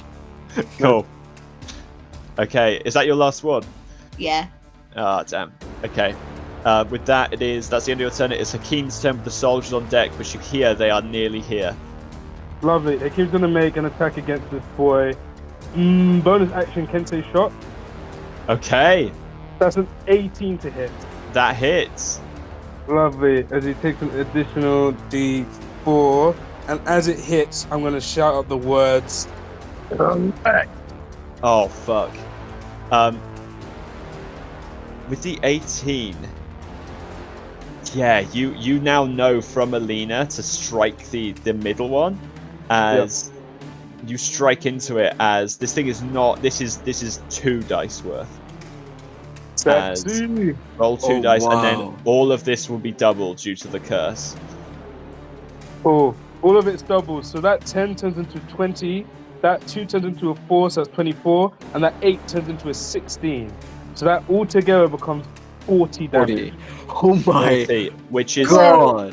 halved due to it being a swarm, which saves its life. As you see this thing, the central fish is now very clear as you stab into it and drive a ton of the piranhas, the locusts, the dead fish to the side.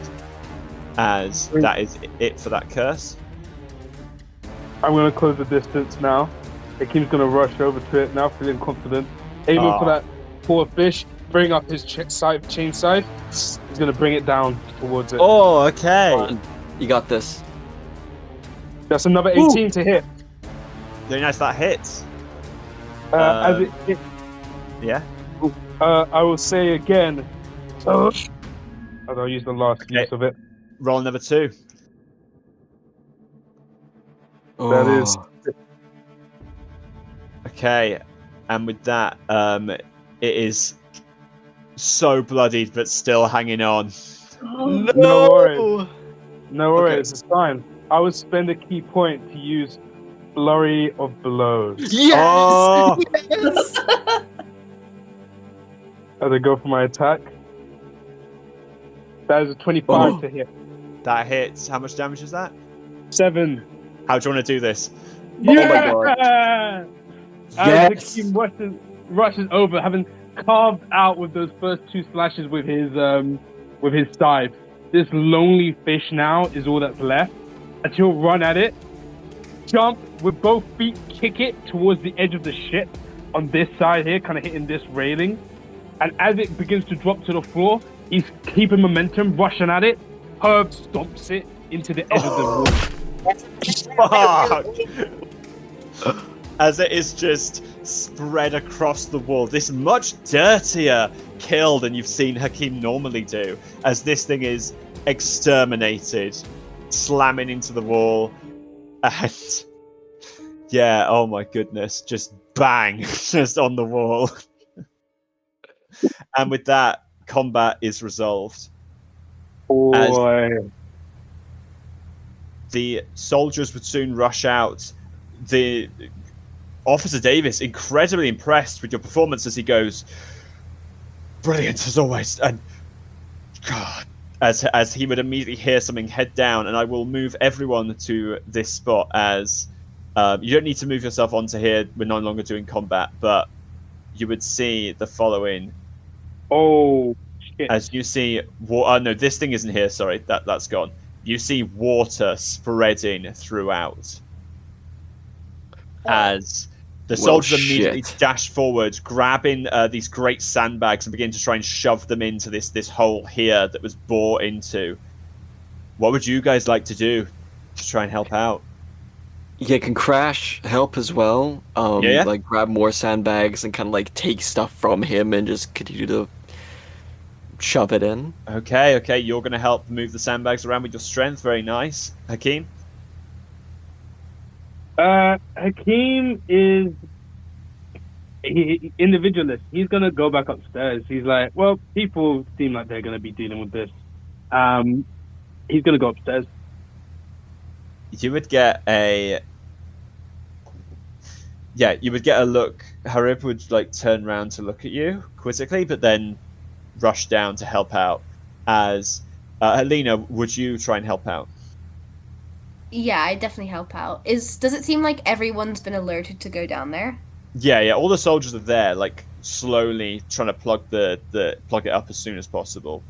You do sense the ship is listing. I would like a roll from Alina and Crash. Right now, it's going to just be an athletics roll from both of you. Right. Okay. As I'll also roll for the soldiers. Oh fuck. Ba-bam. It's gonna be normal. Yeah. Because I'm not raging anymore. 25. Goddamn. Okay, you're holding it up, Crash. I'm 12. Luckily, with you guys backing it up, eventually there is some water that just will take to the rest of the journey to plug it up. The ship has now been weighted slightly by this, but you know that. Also, Alina, you would find during this, any orders barked at you due to your madness, you would immediately, without question, perform. Oh, absolutely. As you would also notice misfortune gone. Like, he is not here. Like, he is not dealing with this water. And eventually, your muscles aching even more than they were this morning. You would limp upstairs as the soldiers would go about cleaning up the space. The officer would say to you, "You've done more than enough work. Please head back to your spaces. We'll burn everything here. The only way to get rid of the swarm devil." As they're all picking up swarm devils and burning them away. As Alina, you would feel your body immediately like shoot off towards your bed. It's reminding me of have you seen Ella Enchanted? No, I haven't. What is that? It's like a movie. You should watch it. It's a good movie. It's Anne Hathaway, and it's like a fantasy world, but she has to do everything that people tell her to do. Oh no! And it like gets her in trouble, and then like she has to kill this prince, but she falls in love with him, but then she has to kill him. So it's wild. This is exactly it. It's this. Nice. As Hakeem, as you're resting on your bed, you would hear the door swing open and slam shut as Alina like rushes in and stands straight and then sort of relaxes. Yo, hey, Hey. I was pretty impressive. You're you've definitely gotten stronger, significantly so, to be honest. Oh, thanks. You too. Yeah. I had a really good idea. Go for it. So you know how we put... We're so smart. You know how we put the curse onto Crash? Yeah. How about I enter invisible? Yeah. I can then curse someone. Hopefully I can sneak up behind them, touch them, curse them. And then what happened today can maybe happen again with good luck. Well, you definitely have grown as a fighter if you're recognizing that today had a lot to do with luck. Yeah, for sure. Thing is, we just got to be careful because, especially, I'm thinking more. I think we're all in agreement. The one that we'd probably curse first would be Valentine. I imagine he and Hookman would be together, but in whichever case, whoever Hookman's with, we need to eliminate the second party. Kind of like what we did today with the Swarm, right? The smaller enemies, we got rid of them first. I think, if you hold off and then when the time's right, maybe then trying to curse, that'd probably be better, wouldn't it? Opposed to you doing it from the get-go, because then you give away your location. If we're already preoccupied, keeping them preoccupied, it might be better. Yeah, that's true. And you don't want to get too close. You want to be in a good proximity first.